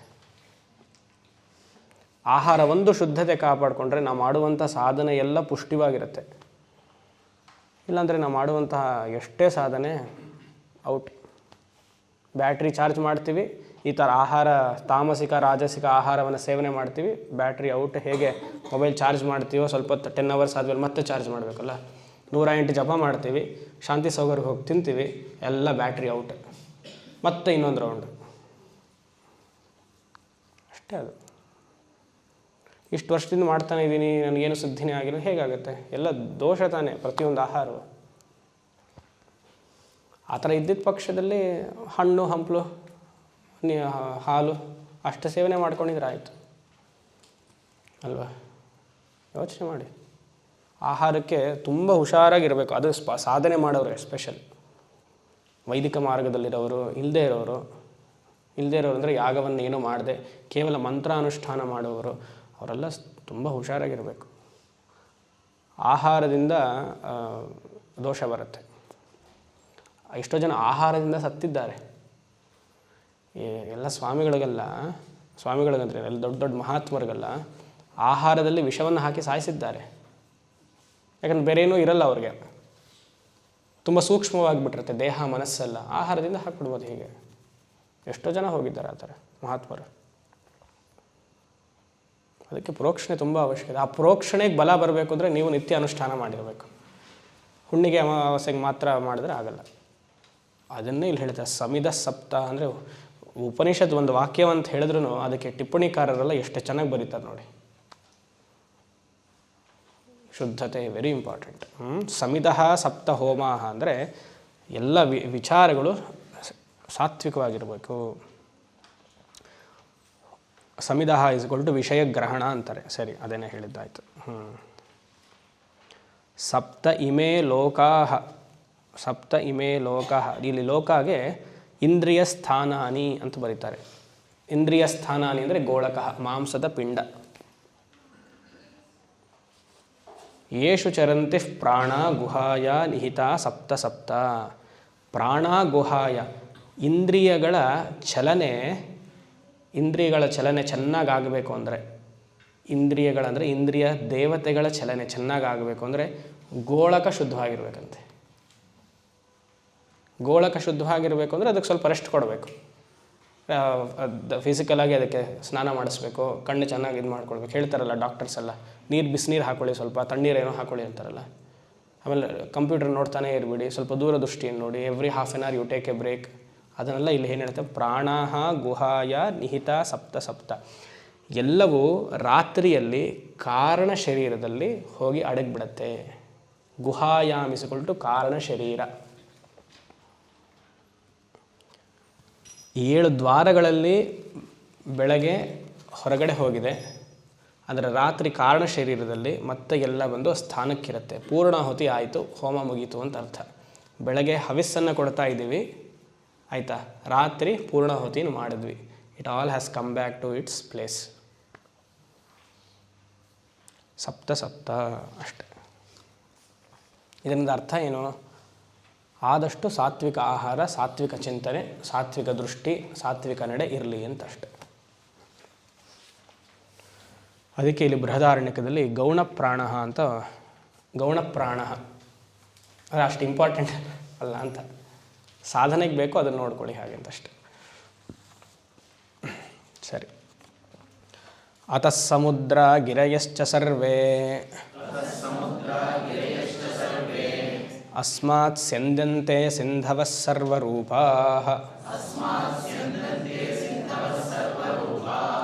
ಅತಶ್ಚ ಸರ್ವ ಓಷಧಯೋ ರಸಶ್ಚ ಯೇನೈಷ ಭೂತೈಸ್ತಿಷ್ಠತೆ ಅಂತರಾತ್ಮ ಅತಃ ಸಮುದ್ರ ಗಿರಯಶ್ಚ ಸರ್ವೇ ಅಸ್ಮಾತ್ ಸ್ಯಂದಂತೆ ಸಿಂಧವಃ ಸರ್ವರೂಪಾಃ ಅತಶ್ಚ ಸರ್ವ ಓಷಧಯೋ ರಸಶ್ಚ ಯೇನೈಷ ಭೂತೈಸ್ತಿಷ್ಠತೆ ಹ್ಯಂತರಾತ್ಮ.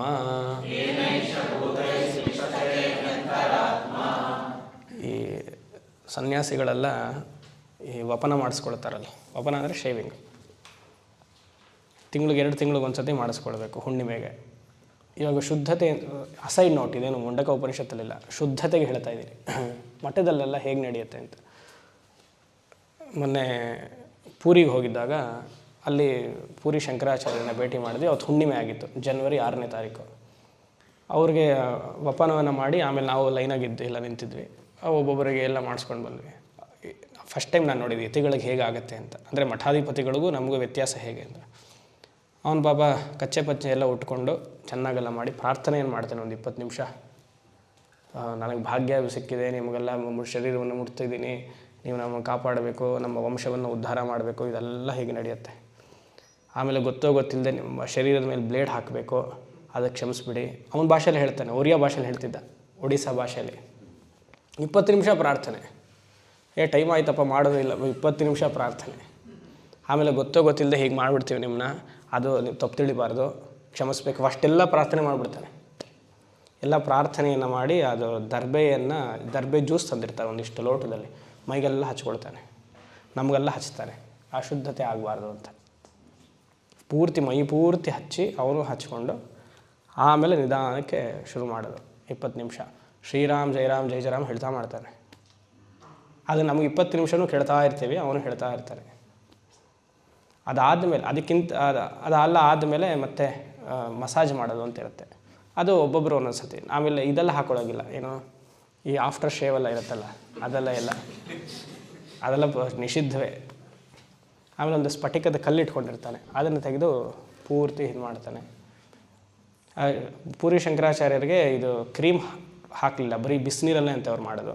ನಮಗೆ ಕ್ರೀಮ್ ಅಂತ ಕೇಳಿದ್ರೆ ಆಯಿತು ಅಂದರೆ ಆಫ್ಟರ್ ಶೇವ್ ಎರಡಿಗೂ ಇಲ್ಲಪ್ಪ ಬೇಡ ಅಂತ ಹೇಳಿದ್ದಾಯಿತು. ನಮಗೆ ಹಿಂದಿ ಬರಲ್ಲ, ಅವ್ನಿಗೆ ಅದು ಅರ್ಥವಾಗಲ್ಲ, ಏನೋ ಅಂತ ಹೇಳಿ ಅದನ್ನು ತೋರಿಸಿ ಇದು ಬೇಡ ಅದು ಬೇಡ ಅಂತ ಹೇಳಿದ್ದಾಯಿತು. ಅದಾದಮೇಲೆ ಮಸಾಜ್ ಮಾಡಬೇಕಂದ, ಏನು ಬೇಡ ಸಾಕು, 1 ಅವರ್ ಆಗುತ್ತೆ. ಅದಾದಮೇಲೆ ಅವನಿಗೆ ಮಠದಲ್ಲಿ ಅಲ್ಲೇನು ಸಂಪ್ರದಾಯ ಅಂದರೆ ಫ್ಯಾಮಿಲಿಗೆಲ್ಲ ಪಂಚಶಲ್ಯ, ಮನೆಯವ್ರಿಗೆ ಸೀರೆ ಅದೆಲ್ಲ ಕೊಡಬೇಕು. ಯಾಕೆ ಈ ವಿಚಾರ ಹೇಳಿದೆ ಅಂದರೆ ಅವನಲ್ಲೂ ದೋಷ ಬರ್ಬೋದು ಅಂತ, ಈ ಥರ ದೋಷ ಅಲ್ಲ, ದೃಷ್ಟಿ ಆಗ್ಬೋದು ಅಂತ ಏನು ಮಾಡ್ತಾರೆ, ಪ್ರೋಕ್ಷಣೆ ಮಾಡಿ ಅವನ ಮೇಲೆ ಫಸ್ಟ್ ಹಾಕ್ತಾರೆ. ಅವನಿಂದ ಯಾವ್ದಾದ್ರು ಒಂದು ದುಷ್ಟಶಕ್ತಿ ಬರಬಾರ್ದು, ಆಹಾರದಲ್ಲಿ ದುಷ್ಟಶಕ್ತಿ ಇರ್ಬೋದು, ಅವನಿಂದ ಬರಬಾರ್ದು ಅಂತ ಫಸ್ಟ್ ಅವ್ರ ತಪಸ್ಶಕ್ತಿಯನ್ನು ಅವನ ಮೇಲೆ ಹಾಕ್ತಾರೆ. ಅವನಿಗೆ ಎಷ್ಟು ಪುಣ್ಯ ಇರ್ಬೋದು ನೋಡಿ. ಅದು ಹಾಕಿ ಅಲ್ಲಿಂದ ಏನಾರು ಇದ್ದರೆ ಹೊಟ್ಟೋಗ್ಬಿಡ್ಬೇಕು ಹಾಗೆ ಅಂತ, ಆಮೇಲೆ ಅವ್ರು ಮಾಡಿಸ್ಕೊಳ್ಬೇಕು. ಚೆನ್ನಾಗಿತ್ತದು. ಅವ್ರ ಜೊತೆಗೆ ಮಾಡಿಸ್ಕೊಳ್ಳುವಂತಹ ಭಾಗ್ಯ ಸಿಕ್ತು ಅಷ್ಟೆ. ಅದೆಲ್ಲ ಧರ್ಮ ಸೂಕ್ಷ್ಮ ಅನ್ನೋದು ಇದಲ್ಲೇ. ನಾವು ಹೇಳ್ಬೋದಾಗ ಅವ್ರಿಗೆ ಅಲ್ಲಿ ಮಠದಲ್ಲಿ ಆ ಸಂಪ್ರದಾಯ ಅಂದರೆ ಪ್ರತಿ ತಿಂಗಳು ಇಂತಿಷ್ಟು ಅಂತ ಕೊಡಬೇಕು, ಅವ್ರ ಫ್ಯಾಮಿಲಿ ನೋಡ್ಕೊಳ್ಬೇಕು, ಎಲ್ಲ ಸೀರೆ ಎಲ್ಲ ಕೊಡಬೇಕು, ಅವ್ರ ಮನೆಯವ್ರಿಗೆ ಮಕ್ಕಳಿಗೆಲ್ಲ ಓದಿಸ್ಬೇಕು. ಇಲ್ಲೂ ಅಷ್ಟೇ ಸನ್ನಿಧಾನಮ್ಗೆಲ್ಲ ಮಾಡಬೇಕು. ಊರಿಗೆ ಹೋದಾಗ ಇರುತ್ತೆ, ಅದು ವಂಶದಿಂದ ಮಾಡ್ಕೊಳ್ತಾ ಬರಬೇಕು, ಅವರೇ ಬರಬೇಕು. ಇವಾಗ ಅವರೆಲ್ಲ ಕ್ಯಾಂಪ್ಗೆ ಹೋದರೆ ಹೇಳ್ಬಿಟ್ಟಿರ್ತಾರೆ ಇಂಥ ದಿವಸಕ್ಕೆ ನೀನು ಬರಬೇಕು ಅಂತ, ಮುಂಚೆನೇ ಬರ್ತಾರೆ, ಬೇರೆ ಯಾರೂ ಮಾಡೋದಿಲ್ಲ. ಅದು ಚೆನ್ನಾಗಿತ್ತು. ಇವಾಗ ನಮ್ಗೆ ಆಶ್ರಮದಲ್ಲಿ ಅಷ್ಟು ಇದಲ್ಲಿ ಮಾಡಲ್ಲ, ಏನೋ ಪಂಚೆ ಉಟ್ಕೊಂಡು ಬಂದು ನಮಸ್ಕಾರ ಮಾಡಿ ಶುರು ಮಾಡ್ತಾನೆ. ಬಟ್ ಅಲ್ಲಿ ಇನ್ನೂ ಕ್ರಮ ಜಾಸ್ತಿ ಇತ್ತು. ಮಠದಲ್ಲಿ ಪೀಠಾಧಿಪತಿಗಳಿಗೆ ಮಾಡೋದಕ್ಕೂ ಬಿಡಿ ಸನ್ಯಾಸಿಗಳಿಗೆ ಮಾಡೋದಕ್ಕೂ ವ್ಯತ್ಯಾಸ. ಅದೇ ಹೇಳಿದ್ನಲ್ಲ, ಪುಣ್ಯ ಸಿಕ್ತು, ಪುಣ್ಯ ಅಷ್ಟೇ ನಮಗೆ. ಏನದು ಮಂತ್ರ? ಸಂಪ್ರಸೂತಾ ಸಾಧ್ಯ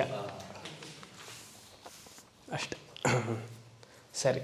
ತಸ್ಮಾತ್ ಅಂದರೆ ಆ ಕಾರಣ ಪುರುಷನಿಂದ ಸರ್ವೇ ಸಮುದ್ರಾ ಗಿರಯಶ್ಚ ಸಿಂಧವಃ ಸ್ವರೂಪಾಃ. ಏನು, ಎಲ್ಲ ನದಿಗಳು ಸಮುದ್ರಕ್ಕೆ ಸೇರಿಕೊಳ್ಳುತ್ತೆ, ಸಮುದ್ರದಿಂದ ಮತ್ತೆ ನದಿ ಆಗುತ್ತೆ ಅಷ್ಟೆ. ಅದೇ ಮಂತ್ರ. ಸರ್ವೇ ಸಮುದ್ರಾಃ, ಎಲ್ಲ ಸಮುದ್ರಗಳು. ಗಿರಯಶ್ಚ, ಸಮುದ್ರಗಳು ಬಂತು. ಗಿರಯಶ್ಚ ಅಂದರೆ ಪರ್ವತ. ಇವಾಗ ನಾವೊಂದು ಕಲಶ ಪೂಜೆಯನ್ನು ಮಾಡ್ತೀವಿ. ಪೂಜೆ ಮಾಡೋಕ್ಕಿಂತ ಶುರು ಮಾಡೋಕ್ಕಿಂತ ಮುಂಚೆ ಎಲ್ಲ ಕಲಶ ಪೂಜೆ, ಕಲಶಸ್ಯ ಮುಖೆ ವಿಷ್ಣು ಮಾಡ್ತೀವೋ ಇಲ್ವೋ, ಎಲ್ಲ ದೇವತೆಗಳನ್ನು ಜ್ಞಾಪಿಸ್ಕೊಳ್ತೀವಿ. ಯೋಚನೆ ಮಾಡಿ, ಅಷ್ಟು ಒಂದು ಚಿಕ್ಕ ಶ್ಲೋಕದಲ್ಲಿ ಅಲ್ಲಿ ಏನು ತರ್ತಾ ಇದ್ದೀವಿ? ಕಲಶಸ್ಯ ಮುಖೇ ವಿಷ್ಣು ಜ್ಞಾಪಿಸ್ಕೊಳ್ಬೇಕು. ಕಲಶಸ್ಯ ಮುಖೇ ವಿಷ್ಣು, ಕಂಠೆ ರುದ್ರಸ್ಮಾಶ್ರಿತಾ, ಮೂಲೆ ತತ್ರ ಸ್ಥಿತೋ ಬ್ರಹ್ಮ, ಮಧ್ಯೆ ಅಂದ್ರೇನು? ಅದು ರೌಂಡಾಗಿ ಡಿಸೈನ್ ಮಾಡಿರ್ತಾರಲ್ಲ ಅದು. ಮಧ್ಯೆ ಮಾತೃಗಣ ಸ್ಮೃತಾ, ಮಾತೃಗಣಗಳು, ಇಂದ್ರಾಣಿ ದೇವತೆಗಳು, ವಾರಾಹಿ, ಸ್ಟಾರ್ಟಿಂಗ್ ಲೈನ್ ಏನು? ಬ್ರಾಹ್ಮಿ ಮಾಹೇಶ್ವರಿ ಕೌಮಾರಿ ವೈಷ್ಣವಿ, ಅದು ಮಧ್ಯೆ ಮಾತೃಗಣ ಸ್ಮೃತಾ. ಕುಕ್ಷೌತು ಸಾಗರಾ ಸರ್ವೇ, ಸಪ್ತದ್ವೀಪ ವಸುಂಧರ, ಋಗ್ವೇದ ಯಜುರ್ವೇದ ಅಥರ್ವಣವೇದ. ಎಲ್ಲಿ ಇಷ್ಟೇ ಚಿಕ್ಕ ಇದರಲ್ಲಿ ಭಾವನೆ. ಋಗ್ವೇದೋ ಯಜುರ್ವೇದೋ ಅಥರ್ವಣವೇದ. ಅಂಗೈಶ್ಚ ಸಹಿತಾ ಸರ್ವೇ. ಅಂಗೈಶ್ಚ ಅಂದರೆ ವೇದದ ಅಂಗಗಳು. ಇದೇ ಇಲ್ಲ ಸ್ಟಾರ್ಟಿಂಗಲ್ಲಿ ನೋಡಿದ್ವಲ್ಲ, ಶಿಕ್ಷಾ ಕಲ್ಪ ವ್ಯಾಕರಣ ನಿರುಕ್ತ ಚೋದ ಉಪವೇದ ಎಲ್ಲ ಬರಬೇಕು. ಅಂಗೈಶ್ಚ ಸಹಿತಾ ಸರ್ವೇ ಕಲಶಾಂಬು ಸಮಾಶ್ರಿತಾ, ಆಯಾಂತು ದೇವ ಪೂಜಾರ್ಥಂ ದುರಿತಕ್ಷಯ ಕಾರಕಾಃ, ಗಂಗೆ ಚ ಯಮುನೆ ಚೈವ ಗೋದಾವರಿ ಸರಸ್ವತಿ, ನರ್ಮದೆ ಸಿಂಧು ಕಾವೇರಿ ಜಲೇಸ್ಮಿನ್ ಸನ್ನಿಧಿಂ ಕುರು. ಟ್ಯಾಂಕ್ ನೀರು ಇತ್ಯರ್ಥಃ ಅಲ್ವಾ? ಯೋಚನೆ ಮಾಡಿ, ಅದು ಭಾವನೆ ನೋಡಿ ಹೇಗಿದೆ. ಆಮೇಲೆ ಒಂದು ಮುದ್ರೆ ಎಲ್ಲ ಮಾಡಿ ಪ್ರೋಕ್ಷಣೆ ಮಾಡಿ ಇದು ತೋರಿಸ್ಬಿಟ್ರೆ ಆಯಿತು. 6 ಮುದ್ರೆಗಳು, ತಾರಕ್ಷ್ಯ ಮುದ್ರ, ಧೇನು ಮುದ್ರ, ಅದೆಲ್ಲ ತೋರಿಸೋದು. ಭಾವನೆ, ಎಲ್ಲ ಭಾವನೆ ಎಲ್ಲ ಮನಸ್ಸಿನಲ್ಲಿದೆ, ಆ ಕಾಲಕ್ಕೆ ವ್ಯಕ್ತವಾಗಿ ತೋರಿಸ್ತಾ ಇದ್ವಿ. We are exhibiting it. So ಅದನ್ನು ಇಲ್ಲಿ ಸಮುದ್ರಾಹ ಗಿರಯಶ್ಚ ಸರ್ವೇ ತಸ್ಮಾತ್ ಸಿಂಧವಃ. ಸಿಂಧವಃ ಅಂದರೆ ಎಲ್ಲ ಸಮುದ್ರಗಳು ನೀರಾಗಿ ಹೋಗುತ್ತೆ, ಮತ್ತೆ ನೀರು ಸಮುದ್ರವಾಗಿ ಸೇರುತ್ತೆ. ರಿವರ್ಸ್ ಸಬ್ ರಿವರ್ಸ್ ಹಾಗೆ ಅಂತ. ಸ್ವರೂಪಾಹ. ಸ್ವರೂಪಾಹ ಅಂದರೆ ಎಲ್ಲ ವಿವಿಧ ವಿವಿಧ ಕೆರೆಗಳು, ಡಿಫ್ರೆಂಟ್ ಟೈಪ್ಸ್ ಆಫ್ ರಿವರ್ಸ್. ಅತಶ್ಚ ಸರ್ವ ಓಷಧಯ. ಓಷಧಯ ಅಂದರೆ ಪ್ಲ್ಯಾಂಟೇಷನ್, ಪ್ಲ್ಯಾಂಟ್ ಕಿಂಗ್ಡಮ್. ಓಷಧಯ ರಸಶ್ಚ. ರಸಶ್ಚ ಅಂದರೆ ನರಿಷ್ಮೆಂಟ್, ಪುಷ್ಟಿ, ಆಹಾರದಿಂದ ಬರುವಂತಹ ರಸ. ಕಾರ್ಬೋಹೈಡ್ರೇಟ್, ಪ್ರೋಟೀನ್ ಹೇಳ್ತಾರಲ್ಲ, ಅದೇ ಎಷ್ಟು % ಇರಬೇಕಂತೆ ಕಾರ್ಬೋಹೈಡ್ರೇಟ್? ಡಾಕ್ಟರ್ಸ್ 65% ಇರಬೇಕು. 65% ಕಾರ್ಬೋಹೈಡ್ರೇಟ್ ಇದೆ ಅಂತ ಹೇಳ್ತಾರೆ, ಆದರೆ ಅನ್ನ ತಿನ್ನಬಾರ್ದಂತೆ. ಯೋಚನೆ ಮಾಡಿ, ಅನ್ನ ತಿನ್ನಬಾರ್ದಂತೆ, ಚಪಾತಿ ತಿನ್ನಬಾರ್ದಂತೆ, ಆದರೆ 65% ಕಾರ್ಬೋಹೈಡ್ರೇಟ್ ಇರಬೇಕು. ದಕ್ಷಿಣ ಭಾರತದಲ್ಲಿ ಇದು ಎರಡು ಬಿಟ್ಟರೆ ನಮಗೆ ಬೇರೆ ಏನಾಗುತ್ತೆ? ಆಲೂಗಡ್ಡೆ ತಿನ್ನೋಕ್ಕಾಗತ್ತಾ ನಿತ್ಯ? ಇದ್ರೆ ಇಷ್ಟು ಪಕ್ಕದಲ್ಲಿ ಎಲ್ಲರೂ ಕೂತ್ಕೊಳ್ಳೋಕ್ಕಾಗತ್ತಾ? ಯೋಚನೆ ಮಾಡಿ, ಅರ್ಥ ಆಗಲ್ಲ ಜನಕ್ಕೆ. ಏನು ಮಾಡ್ತಾರೆ? ಇವತ್ತು ಆ ಕಾರ್ಬೋಹೈಡ್ರೇಟ್ ತಿನ್ನಬಾರ್ದು ಅಂತ ಒಬ್ಬ ಡಾಕ್ಟರ್ ನಾಳೆ ಬಂದು ಇಲ್ಲ ತಪ್ಪು, ಬೇರೆ ತಿನ್ನಲೇಬೇಕು ಅಂತಾರೆ. ಹಿಂದಿನ ಕಾಲದಿಂದ ಪೂರ್ವಿಕರು ಎಲ್ಲ ಆರಾಮಾಗಿ ಸಂತೃಪ್ತವಾಗಿ ತಿನ್ಕೊಂಡು ಬಂದಿದ್ದಾರೆ, ಯಾರಿಗೂ ಏನೂ ಆಗಿಲ್ಲ. ನಮಗೆ ಸ್ಟ್ರೆಸ್ ಲೆವೆಲ್ ಜಾಸ್ತಿ ಆಗಿರೋದ್ರಿಂದ ಅದನ್ನು ತಿನ್ನಬೇಡ ಇದನ್ನು ತಿನ್ನಬೇಡ ಅಂತ ಆರಾಮಾಗಿ ತಿನ್ಬೋದು. ಮೈದಾನ ತಿನ್ನಬೇಡಿ ಸ್ವಾಮೀಜಿ, ಮೈದಾನ ತಿನ್ನಬೇಡಿ, ಒಳ್ಳೆಯದಲ್ಲ ಶರೀರಕ್ಕೆ. ಸರಿ, ಸಾಕುಬಿಡಿ. ರಸಶ್ಚ ಏನೈಷ ಭೂತಃ ತಿಷ್ಠತೆ ಹೆಂತರಾತ್ಮ. ಏನಃ ಅಂದರೆ ಈ ಸ್ಥೂಲ ಶರೀರಕ್ಕೂ ಹಾಗೂ ಸೂಕ್ಷ್ಮ ಶರೀರಕ್ಕೂ ಹೊಂದಾಣಿಕೆ ಊಟದಲ್ಲಿದೆ ಅಂತ ಹೇಳ್ತಿದ್ದಾರೆ. ಸ್ಥೂಲ ಶರೀರ ಸೂಕ್ಷ್ಮ ಶರೀರ ನಿಂತಿರದೆ ಊಟದಿಂದ. ಒಂದು ದಿವಸ ಊಟ ಮಾಡಲಿಲ್ಲ ಅಂದರೆ ಮನಸ್ಸೇನಾಗುತ್ತೆ? ಏಕಾದಶಿ ದಿವಸ ನೋಡಬೇಕು ನಮ್ಮ ಪಾಡು ಅಲ್ವಾ, ಅವತ್ತೇ ಹಸಿವು ಜಾಸ್ತಿ ಆಗುತ್ತೆ. ಬೇರೆ ದಿವಸ ಎಲ್ಲ ಮರ್ತ್ಬಿಟ್ಟಿರ್ತೀವಿ, ಟಿ ವಿ ನೋಡ್ತಾ ಆರಾಮಾಗಿರ್ತೀವಿ, ಗೊತ್ತೇ ಆಗಿರಲ್ಲ. 2:30-3 ಗಂಟೆ ಆದರೂ ಗೊತ್ತಾಗಲ್ಲ.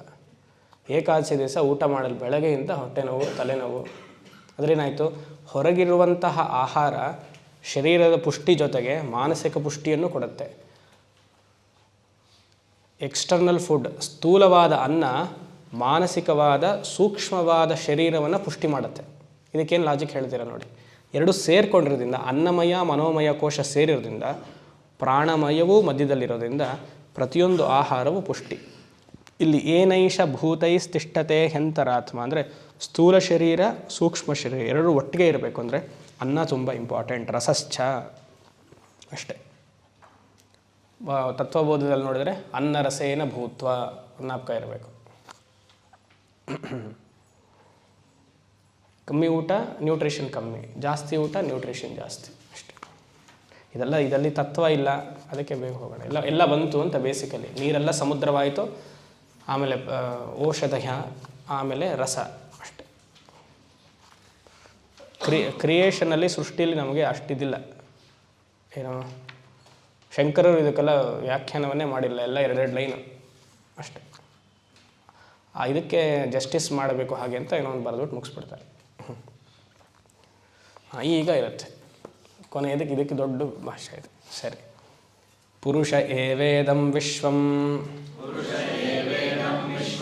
ಕರ್ಮ ತಪೋ ಬ್ರಹ್ಮ ಪರಾಮೃತಂ ಏತದ್ಯೋ ವೇದ ನಿಹಿತಂ ಗುಹಾಯಾಂ ಸೋ ವಿದ್ಯಾ ಗ್ರಂಥಿಂ ವಿಕೃತೀಹ ಸೌಮ್ಯ ಸೋ ವಿದ್ಯಾ ಗ್ರಂಥಿಂ ವಿಕಿರತೀಹ ಸೌಮ್ಯ ಪುರುಷ ಏವೇದಂ ವಿಶ್ವಂ ಕರ್ಮ ತಪೋ ಬ್ರಹ್ಮ ಪರಾಮೃತಂ ಏತದ್ಯೋ ವೇದ ನಿಹಿತಂ ಗುಹಾಯಾಂ ಸೋ ವಿದ್ಯಾ ಗ್ರಂಥಿಂ ವಿಕಿರತೀಹ ಸೌಮ್ಯ. ಸರಿ. ಬಂತಲ್ಲ, ಇಲ್ಲಿವರೆಗೂ ಆ ಪುರುಷನೇ ಎಲ್ಲವೂ ಆಗಿದ್ದಾನೆ ಅಂತ ಹೇಳಿದಾಗ ಅದ್ವೈತ ಬಂತು. ಇವಾಗ ಪುರುಷಂ ಇದಂ ವಿಶ್ವಂ ಪುರುಷಂ ಏವ. ಪ್ರತಿಯೊಂದು ವಸ್ತು ಏನು ಇಲ್ಲಿವರೆಗೂ ಬಂತು, ಇದಂ ವಿಶ್ವಂ, ದಟ್ ಕಾರಣ ಪುರುಷ ಏವ ಏಕವಿಜ್ಞಾನೇನ ಸರ್ವವಿಜ್ಞಾನಂ ಭವತಿ ಅನ್ನುವಂಥ ಪ್ರಶ್ನೆ ಯಾವಾಗ ಶುರು ಆಯಿತೋ ಶಂಕರರು ಹೇಳ್ತಾರೆ ಇಲ್ಲಿಗೆ ಅದಕ್ಕೆ ಅರ್ಥ ಮುಗೀತು, ಉಪನಿಷತ್ ಮುಗೀತು ಅಂತ ವ್ಯಾಖ್ಯಾನದಲ್ಲಿ ಬರೀತಾರೆ. ಪ್ರತಿಯೊಂದು ಆ ಕಾರಣ ಪುರುಷನೇ. ವಾಚಾರಂಭಣಂ ವಿಕಾರೋ ನಾಮಧೇಯಂ ಮೃತ್ತಿಕಾ ಏವ ಸತ್ಯಂ ಅಂತ ಚಾಂಡೋಗ್ಯೋಪನಿಷತ್ತಲ್ಲಿ ಹೇಳ್ತು. ಅಲ್ಲಿ ಘಟವನ್ನು ಉದಾಹರಣೆಯನ್ನು ತಗೊಂಡಾಗ, ಘಟ ಅಂದರೆ ಪಾಟ್, ಮಡಿಕೆ, ಮಡಿಕೆ ಅಂತ ಹೇಳ್ತಿದ್ದೀವಿ ಅಂದಿದ ತಕ್ಷಣ ವಾಚಾರಂಭಣಂ, ಅದಕ್ಕೊಂದು ವಾಚ, ಒಂದು ನೇಮ ಬಂತು. ವಿಕಾರ ರೂಪ, ನಾಮರೂಪ, ವಾಚಾರಂಭಣಂ ವಿಕಾರೋ ನಾಮಧೇಯಂ ಏನು ಸತ್, ಮೃತ್ತಿಕಾ ಏವ ಸತ್. ಸೊ ಪುರುಷನಲ್ಲಿ ಪ್ರತಿಯೊಂದನ್ನು ವಿಧ ವಿಧವಾಗಿ ಪ್ರಪಂಚವನ್ನು ನೋಡ್ತಿದ್ದೀವಿ ಅಂತಂದರೆ, ಮುಂಚೆ ಎಲ್ಲ ಮಾಡಿದ್ದೀವಿ ಇದನ್ನೆಲ್ಲ, ಕೇವಲ ನಾಮರೂಪ ಮಾತ್ರ, ಪುರುಷ ಮಾತ್ರ ಸತ್ಯ. ಪುರುಷ ಅಂದರೆ ಇಲ್ಲಿ ಕಾನ್ಷಿಯಸ್ನೆಸ್, ಅರಿವು ಮಾತ್ರ ಸತ್ಯ. ಅದನ್ನೇ ಅವ್ರಲ್ಲಿ ಹೇಳ್ತಿದ್ದಾರೆ ಏಕವಿಜ್ಞಾನೇನ ಸರ್ವವಿಜ್ಞಾನಂ ಭವತಿಗೆ ಅರ್ಥ ಇಲ್ಲಿಗೆ ಮುಗೀತು. ದ ಆನ್ಸರ್ ಇಸ್ ಗಿವನ್ ಅಂತಾರೆ. ಅಲ್ಲಿಗೆ ಶುರು ಆಯ್ತಲ್ವ, ಆನ್ಸರ್ ಇಲ್ಲಿಗೆ ಮುಗೀತು.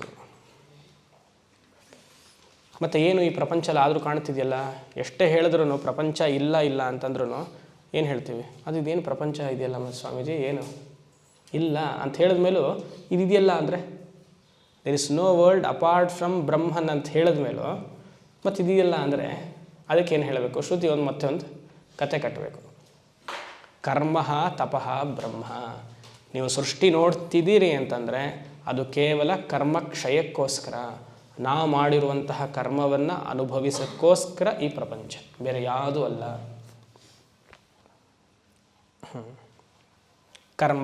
ಕರ್ಮ ಅಂದರೆ ಅದೇ ವೈದಿಕ ಕರ್ಮ ಅಂತ ಹೇಳ್ತಾರೆ.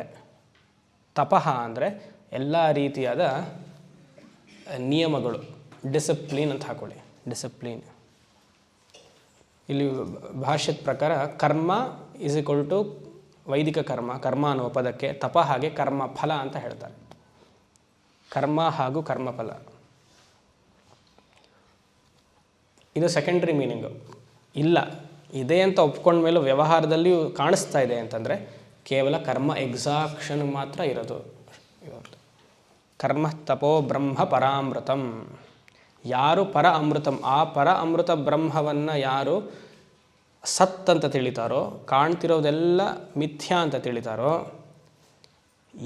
ಯಹ ಏತದ್ಯೋ ವೇದ, ಯಹ ಏತದ್ಯೋ ವೇದ ಯಾರು ತಿಳಿತಾರೋ, the one who understand that Parabrahma is alone real, ಕಾಣ್ತಿರೋದೆಲ್ಲ ಕೇವಲ ಮಿಥ್ಯಾ ಅಂತ ತಿಳಿತಾರೋ. ಹೇಗೆ ತಿಳಿಯೋದು? ಗುಹಾಯಾಮ್ ನಿಹಿತಂ ಗುಹಾಯಾಮ್, ಶರೀರದಲ್ಲಿಯೇ ಹೃದಯ ಸ್ಥಾನದಲ್ಲೇ ಇದ್ದುಕೊಂಡು ಬೆಳಗ್ತಾ ಇದ್ದಾನೆ.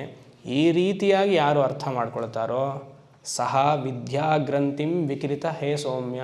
ಸೌಮ್ಯಗೆ ಅರ್ಥ ಹೇಳಾಗಿದೆ, ಹೇ ಸ್ಟೂಡೆಂಟ್, ರಿಲ್ಯಾಕ್ಸ್ಡಾಗಿ ಕೇಳಬೇಕು, ಅಟೆಂಟಿವ್ ಆಗಿರಬೇಕು, ಅದಕ್ಕೆ ಸೌಮ್ಯ ಅಂತ ಹೆಸರು. ಹೇ ಸೌಮ್ಯ ವಿದ್ಧಿಂ ಇದಂ ವಿಶ್ವಂ ಪುರುಷಮೇವ. ಅದನ್ನು ಏತದ್ಯೋ ವೇದ, ಯಾರು ಇದನ್ನು ತಿಳಿತಾರೋ, ಇಲ್ಲಿ ತಿಳಿಯೋದು ಅಂದ್ರೇನು, ಅನುಭವಕ್ಕೆ ಬರ್ತಾ ಇರೋದು ಅಂತಲ್ಲ, ತಿಳ್ಕೊಳ್ಳೋದು ಅಂತಲೇ ಅರ್ಥ. ವೇದ್ಯ ಅಂದರೆ may you know, may you understand. ಸುಮಾರು ಜನಕ್ಕೆ ಏನಾಗುತ್ತೆ, ನಾನು ತಿಳ್ಕೊಂಡಿದ್ದೀನಿ ಆದರೆ ಅನುಭವಕ್ಕೆ ಬರಬೇಕು, ಇದೆಲ್ರಿಗೂ ಡೌಟ್ ಇದ್ದೇ ಇದೆ. ಅದಲ್ಲ, ಇಲ್ಲಿ ಅನುಭವಕ್ಕೆ ಬರಲ್ಲ. ಅನುಭವ ಯಾವಾಗಲೂ ಇದೆ ನಮಗೆ. ಭಗವಂತನನ್ನು 24 ಗಂಟೆ 7 ದಿವಸ 365 ದಿವಸ ನೋಡ್ತಾನೇ ಇದ್ದೀವಿ. 24/7 365 ಡೇಸ್ ನಮ್ಮ ಅನುಭವ ಇದ್ದೇ ನಡೀತಾನೇ ಇದೆ. ಇವಾಗ ಅನುಭವ ಆಗ್ತಿದೆಯೋ ಇಲ್ವೋ? ಈ ಅನುಭವದಲ್ಲಿ ಬ್ರಹ್ಮ ಇದ್ದಾನೋ ಇಲ್ವೋ? ಆ ನಾನು ಬ್ರಹ್ಮ ಅಂತ ಗೊತ್ತಿದೆಯೋ ಇಲ್ವೋ? ಗೊತ್ತಿಲ್ಲ ಸ್ವಾಮೀಜಿ. 8 ಗಂಟೆವರೆಗೂ ಮಾತ್ರ ಗೊತ್ತು. ಯೋಚನೆ ಮಾಡಿ. ಅನುಭವಕ್ಕೆ ಯಾವತ್ತೂ ಹುಡುಕಬಾರ್ದು. ಬ್ರಹ್ಮ ಅನುಭವಕ್ಕೆ ಪ್ರಯತ್ನವೇ ಪಡಬಾರ್ದು. ಬ್ರಹ್ಮ ಅನುಭವ ನಿತ್ಯ ಇದೆ. ಅದು ನಿತ್ಯ ಇದೆ ಅಂತ ನನಗೆ ಗೊತ್ತಾಗ್ತಾ ಇಲ್ಲ. ವ್ಯವಹಾರದಲ್ಲಿ ಸಿಕ್ಕಾಕೊಂಡಿರೋದ್ರಿಂದ ಬ್ರಹ್ಮ ಅನುಭವವನ್ನು ಮರ್ತುಬಿಟ್ಟಿದ್ದೀವಿ. ಅದಕ್ಕೆ ಎಲ್ಲ ಉಪನಿಷತ್ತಲ್ಲೂ ವೇದ್ಯ ಅಂತ ಹೇಳೋದು. ಅನುಭವಿತ ಅಂತ ಹೇಳಲ್ಲ. ಯೋಚನೆ ಮಾಡಿ. 80 ವರ್ಷ ಆದಮೇಲೆ ನಮಗೆ ಡೌಟ್ ಇರುತ್ತೆ, ಇಷ್ಟೆಲ್ಲ ಶಾಸ್ತ್ರ ಅಧ್ಯಯನ ಮಾಡಿದೆ, ಇಷ್ಟೆಲ್ಲ ಜಪ ಮಾಡಿದೆ, ಆ ಭಗವಂತನ ಸಾಕ್ಷಾತ್ಕಾರ ನನಗಾಗಿಲ್ಲ. ಆಗಲ್ಲ ರೀ, ಆಗಲ್ಲ. ಭಗವಂತನ ಸಾಕ್ಷಾತ್ಕಾರ ಆಗಲ್ಲ. ಆಗಬೇಕು ಅಂದರೆ ಅವನು ಬರಬೇಕು. ಎಲ್ಲಿಂದ ಬರ್ತಾನೆ? ಪ್ರಪಂಚವೇ ಪುರುಷಂ ಇದಂ ವಿಶ್ವಂ ಪುರುಷಮೇವ ಅಂತ ಹೇಳೋದು ಎಲ್ಲಿಂದ ಬರೋದು ಆಗಕ್ಕೆ? ಅದೇನು ಆ್ಯಡಮ್ ಆ್ಯಂಡ್ ಈವ್ ಥರ ಏನು ಬೀಳಬೇಕಾ? ಅವ್ರ ಸಿದ್ಧಾಂತದಲ್ಲಿ ಬೀಳುತ್ತೆ, ನಮ್ಮ ಸಿದ್ಧಾಂತದಲ್ಲಿ ಇಲ್ಲ. ಹಾಗೆ ಅದೇನು ಬಿಗ್ ಬ್ಯಾಗ್ ಥಿಯರಿನಾ? ಯೋಚನೆ ಮಾಡಿ. ಎಷ್ಟೋ ಜನಕ್ಕಿರುತ್ತೆ. ಅಶಾಸ್ತ್ರವಾಗಿ ಅಧ್ಯಯನ ಮಾಡಿರೋರಿಗೆಲ್ಲ ಇದೇ ಪ್ರಾಬ್ಲಮ್, ಅಥವಾ ಶಾಸ್ತ್ರವನ್ನು ಮುಟ್ಟದೇ ಇರೋರಿಗೆ ಇದೇ problem. I want to experience ಅಂತ. ಏನೇನು ಎಕ್ಸ್ಪೀರಿಯನ್ಸ್ ಮಾಡ್ತೀಯ? You are the experiencer in all the experience. ತಿಳ್ಕೊಳ್ಬೇಕದು. ಒಂದು ವಸ್ತು, ಈ ಪುಸ್ತಕವನ್ನು ನೋಡ್ತಿದ್ದೀವಿ ಅಂದರೆ ಈ ಪುಸ್ತಕ ಬ್ರಹ್ಮ ಅಂತ ಮನಸ್ಸಿಗೆ ನಾಟ್ಬಿಡಬೇಕು. ಇದೊಂದು ನಾಮ ರೂಪ ತಾನೆ. ಈ ಪುಸ್ತಕವನ್ನು ನೀವು ಹರಿತಾ ಹೋದರೆ ಹರಿತಾ ಹೋದರೆ ಏನಾಗುತ್ತೆ? ಒಂದು ಆಬ್ಜೆಕ್ಟ್ ಬಿಕಮ್ಸ್, ಫಿಸಿಕ್ಸಲ್ಲಿ ಹೇಳ್ತಾರಲ್ಲ, ಪಾರ್ಟಿಕಲ್ಸ್ ಅದು ಮಾಲಿಕ್ಯೂಲ್ಸ್ ಅಂತ ಹೇಳ್ತಾರೆ. ಇದು ಬಿಕಾಸ್ ಇಟ್ ಈಸ್ ಟ್ಯಾಂಜಿಬಲ್, ಮುಟ್ಬೋದು, ಸ್ಪರ್ಶ ಆಗ್ತಿದೆ. ಇದನ್ನು ಹರಿತಾ ಹೋದರೆ ಏನಾಗುತ್ತೆ? ಅದು ಮಾಲಿಕ್ಯೂಲ್ಸ್ ಆಗುತ್ತೆ, ಆ್ಯಟಮ್ ಆಗುತ್ತೆ, ಸಬ್ ಆಟಮಿಕ್ ಪಾರ್ಟಿಕಲ್ಸ್ ಏನೋ ಇಟ್ಕೊಂಡಿದ್ದಾರೆ ಅವರು 4-5 ಪದ. ಪಾರ್ಟಿಕಲ್ಸ್ ಆಗುತ್ತೆ, ಆಮೇಲೆ ಏನಾಗುತ್ತೆ? ಎನರ್ಜಿ ಆಗುತ್ತೆ. ಎನರ್ಜಿ ನೀವು ಹೇಗೆ ಇದು ಮಾಡ್ತೀರಾ? ಇವಾಗ ಮಡಕೆನೇ ಇದೆ, ಮಡಕೆನ ಹೊಡೆದಿದ ತಕ್ಷಣ ಅದೇನಾಯಿತು? ಆಕಾರ ನಾಮ ಹೋಯಿತು, ಮಣ್ಣಾಯಿತು. ಮಣ್ಣಿಗೆ ಬಿಟ್ಟರೆ ಮತ್ತೆ ಅದು ಔಷಧಿಗೆ ಸೇರ್ಕೊಳ್ಳುತ್ತೆ, ಮತ್ತು ಮಣ್ಣಾಗೇ ಬರುತ್ತೆ ನಿಮಗೆ.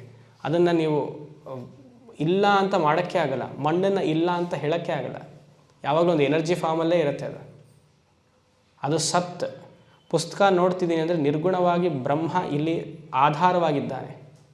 ಇಲ್ಲಿ ಚಿತ್ ಇಲ್ಲ, ಅಷ್ಟೇ ವ್ಯತ್ಯಾಸ. ಚಿತ್ ಅಂದರೆ ಅರಿವಿಲ್ಲ, ಯಾಕಂದರೆ ಅಂತಃಕರಣ ಇಲ್ಲ. ಪುಸ್ತಕಕ್ಕೆ ನಾನು ಪುಸ್ತಕ ಅಂತ ಗೊತ್ತಿಲ್ಲ, ನಾನು ಮುಂಡಕ ಉಪನಿಷತ್. ಪಾಪ ಪುಸ್ತಕಕ್ಕೆ ಅಹಂ ಬ್ರಹ್ಮಾಸ್ಮಿ ಜ್ಞಾನ ಇಲ್ಲ, ಆದರೆ ಸತ್ತಿದೆ. ಹುಷಾರಾಗಿ ಅರ್ಥ ಮಾಡ್ಕೊಳ್ಬೇಕು. ಸತ್ ಇರುವಿಕೆ ಎಲ್ಲದರಲ್ಲಿಯೂ ಇದೆ, ಜೀವನಲ್ಲಿಯೂ ಇದೆ, ಅನಾತ್ಮ ವಸ್ತುವಿನಲ್ಲಿಯೂ ಇದೆ. ತಿಳಿಬೇಕಿದು. ಈ ಅನುಭವ ನನಗಾಗ್ತಾ ಇದೆ, ಇದನ್ನು ನಾನು ನೋಡ್ತಾ ಇದ್ದೀನಿ ಅಂದರೆ ನನಗೆ ಸತ್ತು ಇದೆ, ಚಿತ್ತು ಇದೆ, ಅದಕ್ಕೆ ನನಗೆ ಗೋಚರವಾಗ್ತಿದೆ. ಈ ಅನುಭವ ಇದು ಸಾಧಾರಣ ಅನುಭವ, ಇದು ಪಾರಮಾರ್ಥಿಕ ಅನುಭವ ಹೌದು. ಇದನ್ನು ಬಿಟ್ಬಿಟ್ಟು ಇನ್ನೊಂದು ಅನುಭವವನ್ನು ಹುಡುಕ್ತಾ ಇದ್ದೀನಿ. ಆ ಇನ್ನೊಂದು ಅನುಭವ ಪರಮಾರ್ಥ ಅನುಭವ ಅಂತ ತಿಳ್ಕೊಳ್ತಾ ಇದ್ದೀನಿ ಅಂತ ನನ್ನ ಭ್ರಮೆ ಇದೆ. ಅದು ಭಗವಂತ ನನ್ನ ಮುಂದೆ ನಿಂತರೆ ಆಯಿತು ಅಂತ, ಅದು ನನ್ನ ಮೋಕ್ಷ ಅಂತ. ಫಾರ್ ಎಕ್ಸಾಂಪಲ್, ಇವಾಗ ಅದು ನಮ್ಮ ಚಿಕ್ಕ ವಯಸ್ಸಿಂದನೇ ಎಲ್ಲರೂ ಶ್ಲೋಕ ರೂಪದಲ್ಲೇ ಹಾಕಿದ್ದಾರೆ. ರಾಜರಾಜೇಶ್ವರಿ ಶ್ಲೋಕ ಬರುತ್ತೆ ಯಾರಿಗಾರು? ರಾಜರಾಜೇಶ್ವರಿ ಸ್ತವ 8 ಶ್ಲೋಕಗಳಿದೆಯಲ್ಲ. ಅಂಬಾ ಶಾಂಭವಿ ಮೌಳಿರಬಲ್ ಕಾಳಿ ಹೈಮವತಿ, ಅದು ಹೇಳಿ ಪೂರ್ತಿ. ಕಾತ್ಯಾಯಿನಿ ಭೈರವಿ ಸಾವಿತ್ರಿ ನವಯೌವನ ಶುಭಕರಿ ಸಾಮ್ರಾಜ್ಯಲಕ್ಷ್ಮೀ ಪ್ರದಾ, ಅದು ಸಾಮ್ರಾಜ್ಯಲಕ್ಷ್ಮೀ ಪ್ರದಾ ಅಂತ ಹೇಳಬೇಕು. ಆವಾಗಲೇ ಅದು ಎಲ್ಲರೂ ಪಾಪ ಅಳ್ತಿರ್ತಾರೆ ಅಮ್ಮನವ್ರನ್ನ ನೋಡಿ. ಯಾಕಂದರೆ ಶೀಸ್ ನೋಡೋಕ್ಕೆ ತುಂಬ ಚೆನ್ನ. ಚಿದ್ರೂಪಿ ಪರದೇವತಾ ಭಗವತಿ ಶ್ರೀರಾಜರಾಜೇಶ್ವರಿ. ಆಕೆ ಚಿದ್ರೂಪಿ ಅಂತ ಹೇಳ್ತಿದ್ದೀವಿ, but we are engrossed in the form. ನಾಮರೂಪದಲ್ಲಿ ಸಿಕ್ಕಾಕೊಂಡ್ಬಿಟ್ಟಿದ್ದೀವಿ. ಆ ಅನುಭವ ಆಗಬೇಕು ಅಂತ ನಾವು ಹೇಳ್ಕೊಳ್ತೀವಿ. ಆ ಅನುಭವ ಬರೋದು ಬಹಳ ಕಷ್ಟ. ಅದು ಬರಬೇಕು ಅಂದರೆ you have to train your mind like that. ಅಮ್ಮನವರು ನಿಮ್ಮ ಇಷ್ಟ ದೇವತೆ ಸಾಕ್ಷಾತ್ಕಾರ ಆಗಬೇಕು ಅಂದರೆ you have to train your mind like that. ನಾನು ಅದನ್ನು ಸಾಧನೆ ಮಾಡಬೇಕು ಅಂತ ಹೇಳ್ತಿಲ್ಲ, ವೆರಿ ಕೇರ್ಫುಲ್. ಅದು ಜಪ ಮಾಡಬೇಕು, ಧ್ಯಾನ ಮಾಡಬೇಕು, ಆವಾಗ ಅಮ್ಮನವ್ರ ಅನುಭವ ಆಗುತ್ತೆ ಅಂತ. That is nothing but training. ಆ ರೀತಿಯಲ್ಲೇ ನೋಡಬೇಕು, ವಿಜುವಲೈಸ್ ಮಾಡ್ತಾ ಇರಬೇಕು. ಇಲ್ಲದೇ ಇರೋ ವಸ್ತುನ ವಿಜುವಲೈಸ್ ಮಾಡುವಂತಾರೆ. ಗೊತ್ತಾಗ್ತಿದೆಯಾ? ಅರ್ಥ ಆದರೆ ಸಂತೋಷ, ಅರ್ಥ ಆಗಲಿಲ್ಲ ಅಂದರೆ ಬಹಳ ವಿಶೇಷ ಪ್ರಾರಬ್ಧ. ಇಲ್ಲದೇ ಇರೋದನ್ನು ವಿಜುವಲೈಸ್ ಮಾಡು ಅಂತಾರೆ, ಇರೋದನ್ನು ಬಿಟ್ಬಿಡು ಅಂತಾರೆ. ಬ್ರಹ್ಮವಸ್ತು ಸದಾ ಇದೆ, ಅದನ್ನು ನೋಡ್ತಾ ಇರು. ಅದು ನೀನೇ ದ್ರಷ್ಟು ಆಗಿದೆಯಾ, ಸಾಕ್ಷಿ ರೂಪದಲ್ಲಿ ನೀನಿದೆಯಾ ಅಂದರೆ ಚಿದ್ರೂಪಿ ಪರದೇವತ. ದಟ್ ಭಗವತೀಸ್ ಫಾರ್ಮ್ ಸತ್ಯನ ಮಿಥ್ಯನ? ಮತ್ತು ಯಾತಕ್ಕೆ ಮಿಥ್ಯಕ್ಕೆ ಅಷ್ಟು ಬೆಲೆ ಕೊಡಬೇಕು? ಜಾಗೃತ ಅವಸ್ಥೆಯಲ್ಲಿ ಆ ರೂಪವನ್ನು ನೋಡೋದಲ್ಲದೆ ಧ್ಯಾನದಲ್ಲೂ ನೋಡಬೇಕು ಅಂತ ಒಂದು ಯಾಕೆ ಭಾವನೆ ಬರುತ್ತೆ? ಮಿಥ್ಯಾ ವಸ್ತುವನ್ನು ಧ್ಯಾನದಲ್ಲಿ ನನಗೆ ನೋಡಬೇಕು ಯಾಕೆ ಬರುತ್ತೆ ಭಾವನೆ? ಯೋಚನೆ ಮಾಡಿ. ಕೇಳ್ಕೊಂಡಿದ್ದೀವ ಪ್ರಶ್ನೆ ಇದನ್ನು? ಆಕೆ ಅಂದರೆ ಬೇಕಾದ ಶ್ಲೋಕ ಇರೋದು ಚಿದ್ರೂಪಿ. ಅದು ಅಲ್ಲಿ ಸತ್ತು ಇದೆ, ಚಿತ್ತು ಆಧಾರವಾಗಿದೆ, ಅದು ಚೈತನ್ಯ ಭರಿತವಾಗಿದೆ, ನನ್ನಲ್ಲಿಯೂ ಆಧಾರವಾಗಿದೆ, ಚೈತನ್ಯ ಭರಿತವಾಗಿದೆ, ಅಷ್ಟೇ ತಿಳಿಬೇಕು. ಅಂಬ ಶಾಂಭವಿ ಚಂದ್ರಮೌಳಿರಬಳ ಉಮಾ ಅಪರ್ಣ. ನಮಗೆ ನೋಡಿ ಬರಲ್ಲ ರಾಗ ಹೇಳೋಕ್ಕೆ, ಬಚಾವಾದ್ವಿ ಅಲ್ಲ. ಅದೆಲ್ಲ ಒಂದು ಭಾವನೆಗೆ ಸಂತೋಷ. ಅದೆಲ್ಲ ಜೂನಿಯರ್ ಸ್ಟೂಡೆಂಟ್ಸ್ಗೆ. ನಾವೆಲ್ಲ ಸೀನಿಯರ್ ಸ್ಟೂಡೆಂಟ್ಸ್ ಅಲ್ವಾ. ಉಪನಿಷತ್ ವಿದ್ಯೆಗೆ ಬಂದಮೇಲೆ ಅದನ್ನು ತಿರಸ್ಕಾರ ಮಾಡಿ ಅಂತ ಹೇಳ್ತಾ ಇಲ್ಲ. ಅದು ನಮಗಲ್ಲ, ಅದನ್ನು ತಿಳಿಬೇಕು. ಅದು ನಮಗಲ್ಲ. ವೇದಾಂತಕ್ಕೆ ಬರಬೇಕು. ವೇದಾಂತಕ್ಕೆ ಈ ತತ್ವವನ್ನು ತಿಳಿದು ಆ ಥರ ಆಚರಣೆ ಮಾಡಿದ್ರೆ ಓಕೆ, ಅದೊಂಥರ ಒಂದು ಟೈಮ್ ಪಾಸ್, ಲೀಲಾ. ಹೇಗೆ ಭಗವತಿಗೆ ಲೀಲಾ, ನಿಮಗೂ ಲೀಲಾ. ಯಾವಾಗ ಇದು ವೆರಿ ಇಂಪಾರ್ಟೆಂಟ್. ಯಾಕೆ ಹೇಳ್ತಿದ್ದೀನಿ, ನಿಹಿತಂ ಗುಹಾಯಾಮ್, ಇದನ್ನು ತಿಳಿ ಅಂತ ಹೇಳ್ತಿದ್ದಾರೆ. ಯಾವ ಉಪನಿಷತ್ತು ಅನುಭವಿಸು ಅಂತ ಹೇಳ್ತಿಲ್ಲ. ಆ ಪರಬ್ರಹ್ಮವನ್ನು ನೀನು ಅನುಭವಿಸೋಕ್ಕಾಗಲ್ಲ. ಯಾಕಂದರೆ ಪರಮಾತ್ಮ ಬಿಟ್ಟರೆ ಬೇರೆ ಏನೂ ಇಲ್ಲ, ಅದು ನೀನೇ ಆಗಿದ್ದೀಯ. ಅದೊಂದು ಶಂಕರವ್ರೊಂದು ಪದ ಹಾಕಿದಾರಲ್ಲ, ಪ್ರೋವಾಚ. ಅದು ಭೂತದಲ್ಲಿ ಹಾಕಿದ್ದಾರೆ, ಲಿಟ್ಟಿದೆ ಲೋಟ್ ಮಾಡ್ಕೊಳ್ಳಿ ಅಂದರು. ನಿತ್ಯ 24/7 ಆ ಬ್ರಹ್ಮವಸ್ತು ಹರಡುತ್ತಾನೆ ಇದೆ. ಅದೊಂದು ಬಿಟ್ಟರೆ ಬೇರೆ ಏನಿಲ್ಲ. ಇವಾಗ ನೀವು ನಾನು ನೋಡ್ತಿದ್ದೀರಾ, ನಾನು ನಿಮ್ಮ ನೋಡ್ತಿದ್ದೀನಿ ಅಂದರೆ ಬ್ರಹ್ಮವಸ್ತುವನ್ನೇ ನೋಡ್ತಿದ್ದೀವಿ ಅಂತಲೇ ಭಾವನೆ ಇರಬೇಕು ಬ್ಯಾಕ್ ಆಫ್ ದಿ ಮೈಂಡಲ್ಲಿ. ಇಲ್ಲಿ ನಡೀತಾ ಇರೋದು ವೇದಾಂತ ಶ್ರವಣ ಮನನ ನಿಧಿಧ್ಯಾಸನ ಬಿಟ್ಟರೆ ಬೇರೆ ಏನೂ ಅಲ್ಲ. ಹೊಸೊಬ್ಬರಿಗೆ ಶ್ರವಣ, ಕಲ್ತಿರೋರಿಗೆ ಮನನ, ನನಗೆ ನಿಧಿಧ್ಯಾಸನ. ಇದು ಬಿಟ್ಟರೆ ಬೇರೆ ಏನೂ ಆಗ್ತಾಯಿಲ್ಲ ಇಲ್ಲಿ. ಯಾವುದ್ರ ಬಗ್ಗೆ? ಬ್ರಹ್ಮವಸ್ತು ಬಗ್ಗೆ. ಇಲ್ಲಿ ಯಾವುದೋ ಒಂದು ಇಲ್ಲದೇ ಇರೋ ಬ್ರಹ್ಮವಸ್ತುವನ್ನು ತಂದಿಲ್ಲ, ಇರುವಂತಹ ಬ್ರಹ್ಮವಸ್ತುವನ್ನು ಅಲಂಕಾರ ಮಾಡ್ತಿಲ್ಲ. ಏನಿದೆಯೋ ವಾಸ್ತವವಾಗಿದೆ ಅಂತ ಹೇಳ್ತಿದ್ದೀವಿ ಅಷ್ಟೆ. Fact is fact. ಅದಕ್ಕೆ ಸೃಷ್ಟಿ ಪ್ರಕ್ರಿಯೆ ಬಂದರೆ ಎಲ್ಲ ಚೆನ್ನಾಗಿರುತ್ತೆ. ತತ್ವ ಬಂದುಬಿಟ್ರೆ ಅರ್ಥ ಮಾಡ್ಕೊಳ್ಳೋದು ಕಷ್ಟ. ಯಾಕಂದರೆ ಬಿಟ್ಟರ್ ಟ್ರೂತ್. ಈ ನಾಮರೂಪಗಳನ್ನು ದಾಟಿ ಹೋಗಬೇಕು. ರಾಮಕೃಷ್ಣ ಪರಮಹಂಸರಿಗೂ ಕತೆ ಗೊತ್ತಲ್ವ, ಇದೇ ತಾನೇ ಆಗಿದ್ದು ಅವ್ರಿಗೂ. ತೋತಾಪುರಿ ಬರೋಕ್ಕಿಂತ ಮುಂಚೆ, ತೋತಾಪುರಿ ಬಂದ ಮೇಲೂ ಅವರು ಬಿಡಲಿಲ್ಲ, ನಿರ್ಗುಣ ಬ್ರಹ್ಮ ಬೇಡ ಅಂದರು ಅವರು. ತೋತಾಪುರಿ ಬಂದು ಅದನ್ನು ಕತ್ತಿಯನ್ನು ತೋರಿಸಿ ಕಾಳಿಯನ್ನು ನೀನು ಕಟ್ ಮಾಡಬೇಕಪ್ಪ ಅಂತ ಹೇಳಿಯೋ ಅವ್ರು ಸ್ವಲ್ಪ ಹೊತ್ತು ಮಾತ್ರ ಇದ್ರಂತೆ. ಆಮೇಲೆ ಆಜ್ಞಾಚಕ್ರದಲ್ಲಿ ಚುಚ್ಚಿದ್ರು ಅಂತ ಏನೋ ಕತೆ ಬರುತ್ತೆ.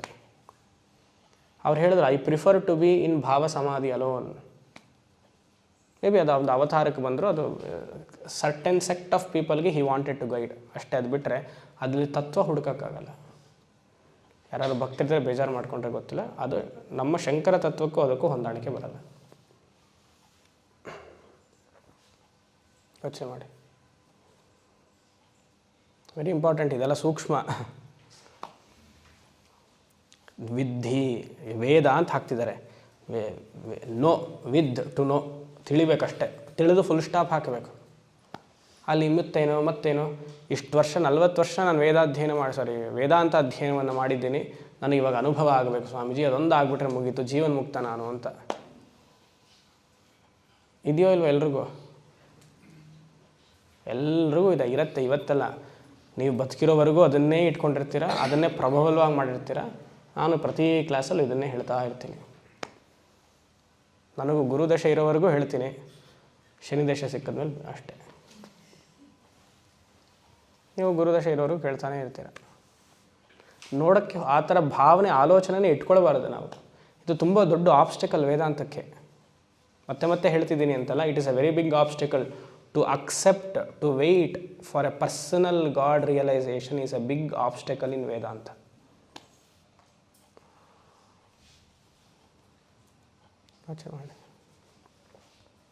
That will not even improve 1% of your spiritual journey. 1% ಬೇಡ. 0.00084 lakh ಸ್ಪೀಶೀಸು ಎಲ್ಲರೂ 0 ಹಾಕಿ ಅದಾದಮೇಲೆ 1 ಹಾಕಿದ್ರು ಅಷ್ಟು ಇಲ್ಲ, ಆಗಲ್ಲ. Upanishad is A highest knowledge. ಅದನ್ನು ತಿಳಿಬೇಕು. ಆಮೇಲೆ ಈ ಪುರಾಣ ಗ್ರಂಥಗಳು ಇದನ್ನು ನೋಡೋದು, ಸಾಕ್ಷಾತ್ಕಾರ ಮಾಡ್ಕೊಳ್ಳೋದು, ಇದು ಅವ್ರದ್ದು, ನಮ್ಮದಲ್ಲ. ನೀವು ಯಾರು ಅದಲ್ಲಿದ್ದರೆ ನೀವು ಆ ಕಕ್ಷೆ ಅಂತೀನಿ ನೋಡಿ, ಬಂದ್ಬಿಡತ್ತೆ ಒಂದ್ಸತಿ ತಮಿಳು, ಆ ಪಾರ್ಟಿಗೆ ಸೇರಬೇಕು. Veda is very clear. You are that. ಪುರುಷಂ ಏವೇದಗಂ ಸರ್ವಂ ಅಂತಂದರೆ ಯು ಆರ್ ದಟ್, ಮುಗಿದಾಯ್ತು. ಅದನ್ನು ಅರ್ಥ ಆಗಲಿಲ್ಲ ಅಂದರೆ ಶ್ರವಣ ಮನನ ನಿಧಿಧ್ಯಾಸನಗಳು ಬೇಕು, ಕರ್ಮಯೋಗ ಬೇಕು, ಇದು ಏನು ಉಪಾಸನ ಯೋಗ ಬೇಕು, ಅದು ಬೇಕೇ ಬಿಟ್ಟರೆ ಇದರಿಂದ ಸಾಕ್ಷಾತ್ಕಾರ, ಇದರಿಂದ ನನ್ನ ಜೀವನ ಮುಕ್ತಿ, ಅದು ತಪ್ಪು ಕಲ್ಪನೆ. ನೀವು ಹಂಗೆ ತಿಳ್ಕೊಂಡಿದ್ದೀರ ಅಷ್ಟೆ. ಅದನ್ನು ಚೇಂಜ್ ಮಾಡ್ಕೊಳ್ಬೇಕು.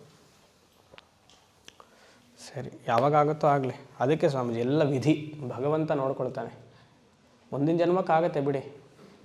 ಈ ಜನ್ಮದಲ್ಲಿ ಕರ್ಮಯೋಗ ಈ ಜನ್ಮದಲ್ಲಿ ಕರ್ಮ ಮಾಡ್ತೀವಿ, ಮುಂದಿನ ಜನ್ಮದಲ್ಲಿ ಕರ್ಮಯೋಗ ಮಾಡ್ತೀವಿ. ಇಲ್ಲ, ಈ ಜನ್ಮದಲ್ಲಿ ಕರ್ಮ ಮಾಡ್ತೀವಿ, ಮುಂದಿನ ಜನ್ಮದಲ್ಲಿ ಸಕಾಮ ಕರ್ಮವನ್ನು ಮಾಡ್ತೀವಿ.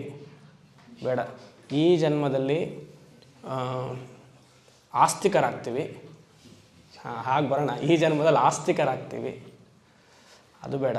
ಈ ಜನ್ಮದಲ್ಲಿ ಮನುಷ್ಯರಾಗ್ತೀವಿ, ಮನುಷ್ಯರಾಗಿ ಮುಂದಿನ ಜನ್ಮದಲ್ಲಿ ಆಸ್ತಿಕರಾಗ್ತೀವಿ, 3ನೇ ಜನ್ಮದಲ್ಲಿ ಕರ್ಮವನ್ನು ಮಾಡ್ತೀವಿ, 4ನೇ ಜನ್ಮದಲ್ಲಿ ಸಕಾಮ ಕರ್ಮವನ್ನು ಮಾಡ್ತೀವಿ, 5ನೇ ಜನ್ಮದಲ್ಲಿ ನಿಷ್ಕಾಮ ಕರ್ಮವನ್ನು ಮಾಡಿ ಅದನ್ನು ನಿಷ್ಕಾಮ ಕರ್ಮಯೋಗ ಅಂತ ಅನ್ಸ್ಕೊಳ್ತೀವಿ, 7ನೇ ಜನ್ಮದಲ್ಲಿ ಉಪಾಸನೆಯನ್ನು ಮಾಡ್ತೀವಿ, 8ನೇ ಜನ್ಮದಲ್ಲಿ ಇಲ್ಲ ಉಪಾಸನೆಯನ್ನೇ ಮಾಡ್ತೀವಿ. ಬಿಕಾಸ್ ಅದು ದೊಡ್ಡ ನೆಟ್ಟದು. ಕರ್ಮ ಆದರೂ ಬಿಟ್ಬಿಡುತ್ತೆ, ಮಲ ವಿಕ್ಷೇಪ ಅಷ್ಟು ಹೋಗಲ್ಲ. ಯಾಕಂದರೆ ಇಲ್ಲದೇ ಇರೋದನ್ನು ಧ್ಯಾನ ಮಾಡುವಂತಾರಲ್ಲ, ಅದಕ್ಕೋಸ್ಕರ ಅದಕ್ಕೆ ವಿಶೇಷವಾಗಿ 1-2 ಜನ್ಮ ಕೊಡಬೇಕು. 8, 9ರಲ್ಲೂ ಉಪಾಸನೆಯನ್ನು ಮಾಡ್ತೀವಿ, 10ರಲ್ಲಿ ಒಂದು ಗುರುನ ಹುಡುಕ್ತೀವಿ, 11ರಲ್ಲಿ ಶ್ರೋತ್ರಿಯ ಬ್ರಹ್ಮ ಗುರು ನಿಷ್ಠ ಹತ್ರ ಹೋಗ್ತೀವಿ, 12ರಲ್ಲಿ 8ನೇ ಜನ್ಮದ ಉಪಾಸನೆದು ವಾಸನೆನೇ ಇರುತ್ತೆ, ತಿರ್ಗಿ ಅದನ್ನು 12ರಲ್ಲಿ ಮಾಡ್ತೀವಿ, 13ರಲ್ಲಿ ಹಬ್ಬ ಇವಾಗ ಗೊತ್ತಾಯಿತು ಅಂತ ಶ್ರವಣ ಮನನವನ್ನು ಮಾಡ್ತೀವಿ, 14ರಲ್ಲಿ ಮನನ ಆಗುತ್ತೆ, 15ರಲ್ಲಿ ನಿಧಿಧ್ಯಾಸನ ಆಗುತ್ತೆ, 16ಕ್ಕೆ ಜೀವನ್ಮುಕ್ತಿ. ಆ ಥರ ಎಷ್ಟೋ 100 ಜನ್ಮ ಆಟ ಆಡ್ಬಿಟ್ಟಿದ್ದೀವಿ. ನಾವೇನು ಇವಾಗ ಹೊಸಬ್ರಾಗಿ ಬಂದು ಇಷ್ಟು ಕೂತಿಲ್ಲ ಅಲ್ವಾ? ಎಷ್ಟು ಜನ್ಮ ಬಂದಿರ್ಬೋದು ನೋಡಿ ವೇದಾಂತಕ್ಕೆ. 16, 160 ಯಾರು ಗೊತ್ತು? ಯೋಚನೆ ಮಾಡಿ.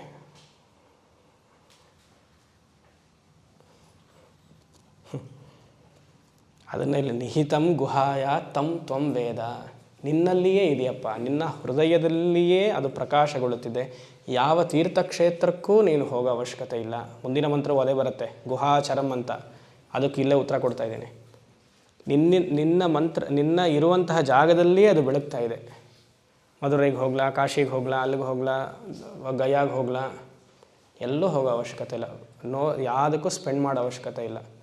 ನಿನ್ನಲ್ಲಿ ಇದೆ ಅಂತ ತಿಳಿ. ಇಲ್ಲಿ ಗುಹಾಚರಂ ಗುಹಾಯಾಮ್ ಇದೆ ನೋಡಿ ಸ್ವಾಮೀಜಿ, ಅದಕ್ಕೆ ಒಳಗಡೆ ಇದೆ ಅಂತ ಕಣ್ಮುಚ್ತೀನಿ ಅಂತ. ಸಾಕು ಕಣ್ಮುಚ್ಚಿದ್ದು, ಪರ್ಮನೆಂಟಾಗಿ ಮುಚ್ಚಿಬಿಡ್ಬೇಕಂದ್ರೆ. ಅರ್ಥ ಆಯ್ತಾ? ಇದು ಯಾಕಂದರೆ ಇದನ್ನು ತಿಳಿಲಿಲ್ಲ ಅಂದರೆ ಇಷ್ಟೆಲ್ಲ ಮನುಷ್ಯರಾಗಿ ಹುಟ್ಟಿ ನಮಗೆ ವಿವೇಕ ಶಕ್ತಿ ಇದ್ದು ವೈರಾಗ್ಯ ಇಲ್ಲ ಇದೆ ಅಂತ ಅಂದ್ಕೊಳ್ಳೋಣ ಕ್ಲಾಸ್ಗೋಸ್ಕರ. ಇಷ್ಟೆಲ್ಲ ಇದ್ದು ಶ್ರವಣ ಮನನ ನಿಧಿಧ್ಯಾಸನವನ್ನು ಕರೆಕ್ಟಾಗಿ ಮಾಡಿ ಈ ವಿದ್ಯೆಗೆ ಬರಲಿಲ್ಲ ಅಂದರೆ ವೇಸ್ಟ್ ತಾನೆ. ಯೋಚನೆ ಮಾಡಿ, ವೆರಿ ಇಂಪಾರ್ಟೆಂಟ್. ಸೊ ನಿಹಿತಂ ವೇದ, ಪುರುಷವೇ ಇದು. ಆದರೂ ನೀವು ಹೇಳ್ತಿದ್ದೀರಾ ಅಂದರೆ ಕರ್ಮಕ್ಕೆ ಮಾತ್ರ, ಕರ್ಮ ಫಲಕ್ಕೆ ಮಾತ್ರ, ಕರ್ಮ ಆ್ಯಂಡ್ ತಪಃ. ಯಾಕಂದರೆ ಆ ಥರ ಉಪಾಸನೆಗಳು ನಿಮಗೆ ಅಟ್ರ್ಯಾಕ್ಷನ್ ಮಾಡುತ್ತೆ, ತುಂಬ ಚೆನ್ನಾಗಿರುತ್ತೆ. ಅದ್ರ ಬಗ್ಗೆ ಮಾತಾಡ್ಬೋದು. ಸುಮಾರು ಗ್ರಂಥಗಳಿದೆ, ಸುಮಾರು ಜನ ಸ್ವಾಮಿಗಳು ಅದ್ರ ಬಗ್ಗೆನೇ ಮಾತಾಡ್ತಾರೆ. ಉಪಾಸನೆಯ ಬಗ್ಗೆಯೇ ಸುಮಾರು ಜನ ಪೀಠಾಧಿಪತಿಗಳು ಸ್ವಾಮಿಗಳು ಎಲ್ಲರೂ ಮಾತಾಡ್ತಾರೆ. ಅವ್ರಿಗೆ ಭಯ, ಯಾಕಂದರೆ ಅವರು ಇಟ್ಕೊಂಡಿರುವಂಥ ಸ್ಟ್ಯಾಂಡನ್ನೇ ಹೇಳಬೇಕಲ್ವ. ಇವಾಗ ವೇದಾಂತ ಹೇಳಿದ್ರೆ ಇಷ್ಟು ಚಿಕ್ಕ ಹಾಲು. ಸಪೋಸ್ ನಾನು ಇಲ್ಲೇ ಸೌಂದರ್ಯ ಲಹರಿಗೆ ಅರ್ಥ ಹೇಳಿದ್ದೆ ಅಂದ್ಕೊಳ್ಳಿ, ಏನಾಗಿರೋದು ಅರ್ಥ? ಎಲ್ಲ ಈ ಸ್ಟೆಪ್ಸ್ ಮೇಲೆಲ್ಲ ಕೂತ್ಬಿಟ್ಟಿರೋರು. ಲಲಿತಾ ಸಹಸ್ರಮಕ್ಕೆ ಅರ್ಥ ಹೇಳಿದ್ದೆ ಅಂದ್ಕೊಳ್ಳಿ, ಎಲ್ಲ ಇಲ್ಲ ಕೂತ್ಬಿಟ್ಟಿರೋರು. ಎಕ್ಸಾಜರೇಷನ್ ಮಾಡ್ತಾಯಿಲ್ಲ. ಅಲ್ಲ, ಅದರಲ್ಲೂ ತತ್ವ ಇಲ್ಲ ಅಂತ ಹೇಳ್ತಿಲ್ಲ, ತತ್ವ ಇದೆ. ಅದರಲ್ಲಿ ತತ್ವಕ್ಕಿಂತ ಹೊಗಳಿಕೆ ಜಾಸ್ತಿ ಇದೆ, ಭಾವನಾ ಅದು. ಇಲ್ಲಿ ಭಾವನಾ ಏನು, ಇಲ್ಲಿ ಎಮೋಷನ್ನೇ ಇಲ್ಲ, ಎಲ್ಲ ರೂತ್ಲೆಸ್ ಆಗಿದೆ ಉಪನಿಷತ್ಸ್ ಎಲ್ಲ. ಉಪನಿಷತ್ ಅಷ್ಟು ರೂತ್ಲೆಸ್ಸು. ಶಂಕರಾಚಾರ್ಯರು ಅಷ್ಟು ಕಡಾಖಂಡಿತವಾಗಿ ಹೇಳೋದು ಪುರಾಣದಲ್ಲಿ ಉಪಾಸನೆಯಲ್ಲಿ ಬರಲ್ಲ. ಅದಕ್ಕೆ ಹೌದು ಸ್ವಾಮೀಜಿ ನೀವು ಹೇಳೋದು ಕರೆಕ್ಟು, ಆದರೆ ನಾವು ಅಲ್ಲಿವರೆಗೂ ಬಂದಿಲ್ಲ, ಅದಕ್ಕೆ ನಾವು ಅಲ್ಲೇ ಇರ್ತೀವಿ. ಅದನ್ನು ನಾವು ಡಿಸೈಡ್ ಮಾಡ್ಕೊಂಬಿಟ್ಟಿದ್ದೀವಿ. ಯಾಕಂದರೆ ಆ ಭಾವನೆಯಿಂದ ಆಚೆ ಬರೋಕ್ಕೆ ನಮ್ಗೆ ಇಷ್ಟ ಇಲ್ಲ. ಯಾಕಂದರೆ this is high and dry. ಇಲ್ಲದೇ ಇರೋದನ್ನು ಯೋಚನೆ ಮಾಡೋಕ್ಕೆ ತುಂಬ ಚೆನ್ನಾಗಿರುತ್ತೆ, ಇರೋದನ್ನು ಒಪ್ಕೊಳ್ಳೋಕ್ಕೆ ಯಾರಿಗೂ ಆಗಲ್ಲ. ಯಾವುದೋ ಒಂದು ಇಲ್ಲೆಲ್ಲ ಹಾಕಬೇಕಾಗಿತ್ತು ಆ್ಯಕ್ಚುಲಿ, ನಾಳೆ ಹೇಳಬೇಕು. ರೆಡ್ಡು, ಮೂಲಾಧಾರಕ್ಕೆ ರೆಡ್ಡು, ಸ್ವಾದಿಷ್ಠಾನಕ್ಕೆ ಆರೆಂಜು, ಮಣಿಪುರಕ್ಕೆ ಇನ್ನೊಂದು ಬಣ್ಣ, ಅದೆಲ್ಲ ಹಾಕಿ ಅಂತಿದ್ದರೆ ಇಲ್ಲೇ ಒಂದು ಚೆನ್ನಾಗಾಗಿರೋದು. ಸಹಸ್ರಾರಕ್ಕೆಲ್ಲ ನಾನು ಮಧ್ಯದಲ್ಲಿ ಬೇರೆ ಕೂತಿದ್ದೀನ, ಸರಿಯಾಗಿರೋದು.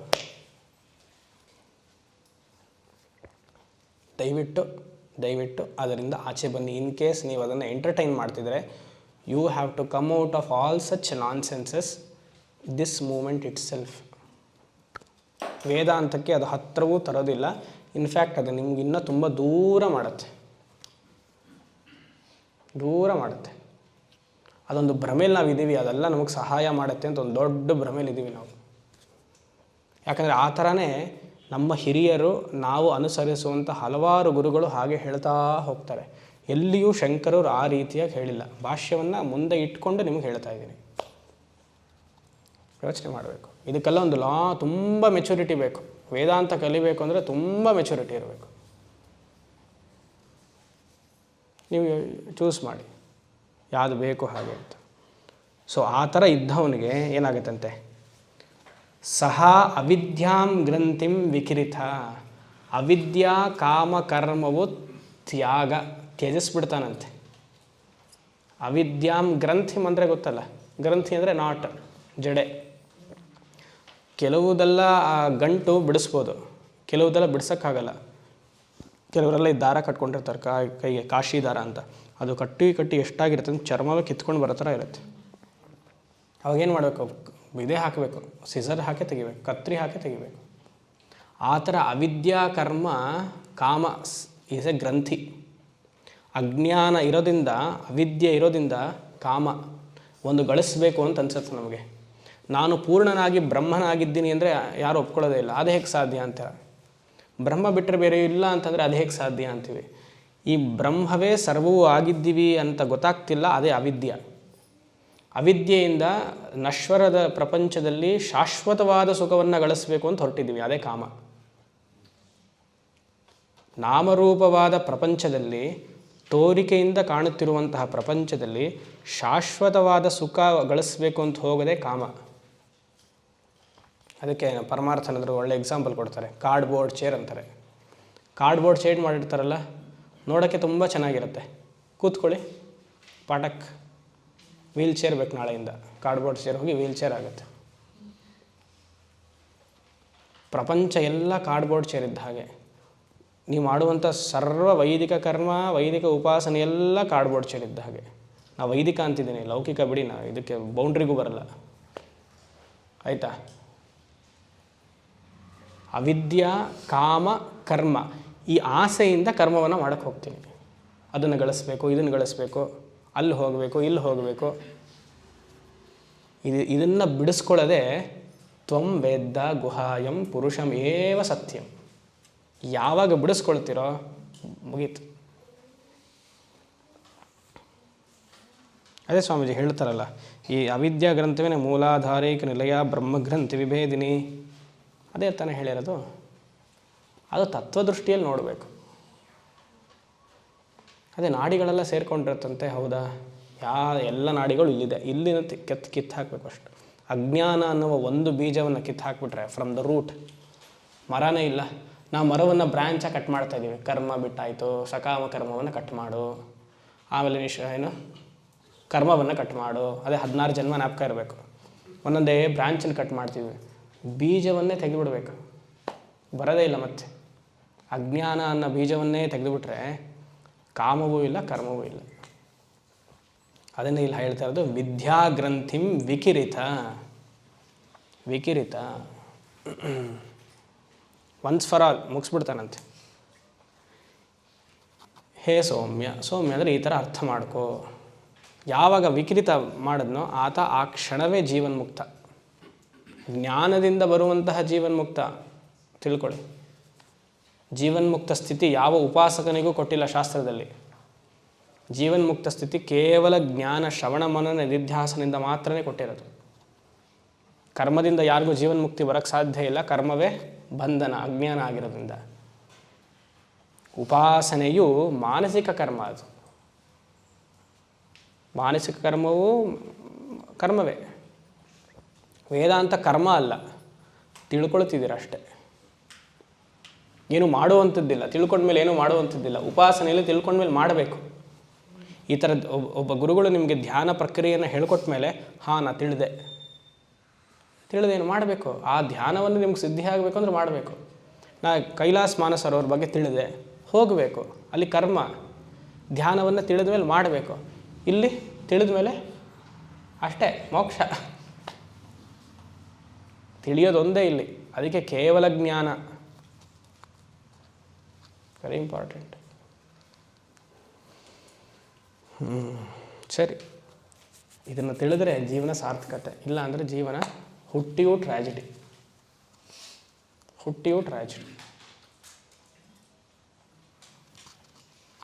ಇಲ್ಲಿವರೆಗೂ ಏನು ಮಾಡ್ತು ಉಪನಿಷತ್? ಸತ್ ಪದ ವಿಚಾರವನ್ನು ಹೇಳುತ್ತೆ. ಮುಗಿಸ್ಬಿಟ್ವಾ? ಮೊದಲನೇ ಮುಂಡಕ ಆಯ್ತಲ್ವಾ? ಹಾಂ, ಮೊದಲನೇ ಮುಂಡಕ ಮುಗಿಸಿದ್ವಿ. ಎರಡನೇ ಮುಂಡಕದ ಮೊದಲನೇ ಖಂಡದಲ್ಲಿ ಸತ್ಪದ ವಿಚಾರವನ್ನು ಮಾತ್ರ ಹೇಳಿದ್ವಿ. ಫಸ್ಟ್ ಮುಂಡಕ ಜ್ಞಾನ ಯೋಗ್ಯತಾ ಪ್ರಾಪ್ತಿ ಅಂತ ಹೇಳಿದೆ. ಸೆಕೆಂಡ್ ಮುಂಡಕ ಜ್ಞಾನ ಪ್ರಾಪ್ತಿ. ಆ ಜ್ಞಾನ ಪ್ರಾಪ್ತಿಯಲ್ಲಿ 2 ಸೆಕ್ಷನ್. ಈ ಸೆಕ್ಷನ್ ಸತ್ ವಿಚಾರವನ್ನು ಹುಷಾರಾಗಿ ಹಾಕೊಳ್ಳಿ. ಸಂಸ್ಕೃತದಲ್ಲೇ ಹಾಕೊಳ್ಳಿ ಸತ್ ಅನ್ನುವ ಪದಾರ್ಥವನ್ನು. ಇಲ್ಲ ಇಂಗ್ಲೀಷಲ್ಲಿ ನೀವು ಹಾಕೊಂಡ್ರೆ ಸ್ಯಾಟ್ ಆಗೋಗುತ್ತದು. ಆಯಿತಾ? ಸತ್ ಅಂತ ಹಾಕೊಳ್ಬೇಕು.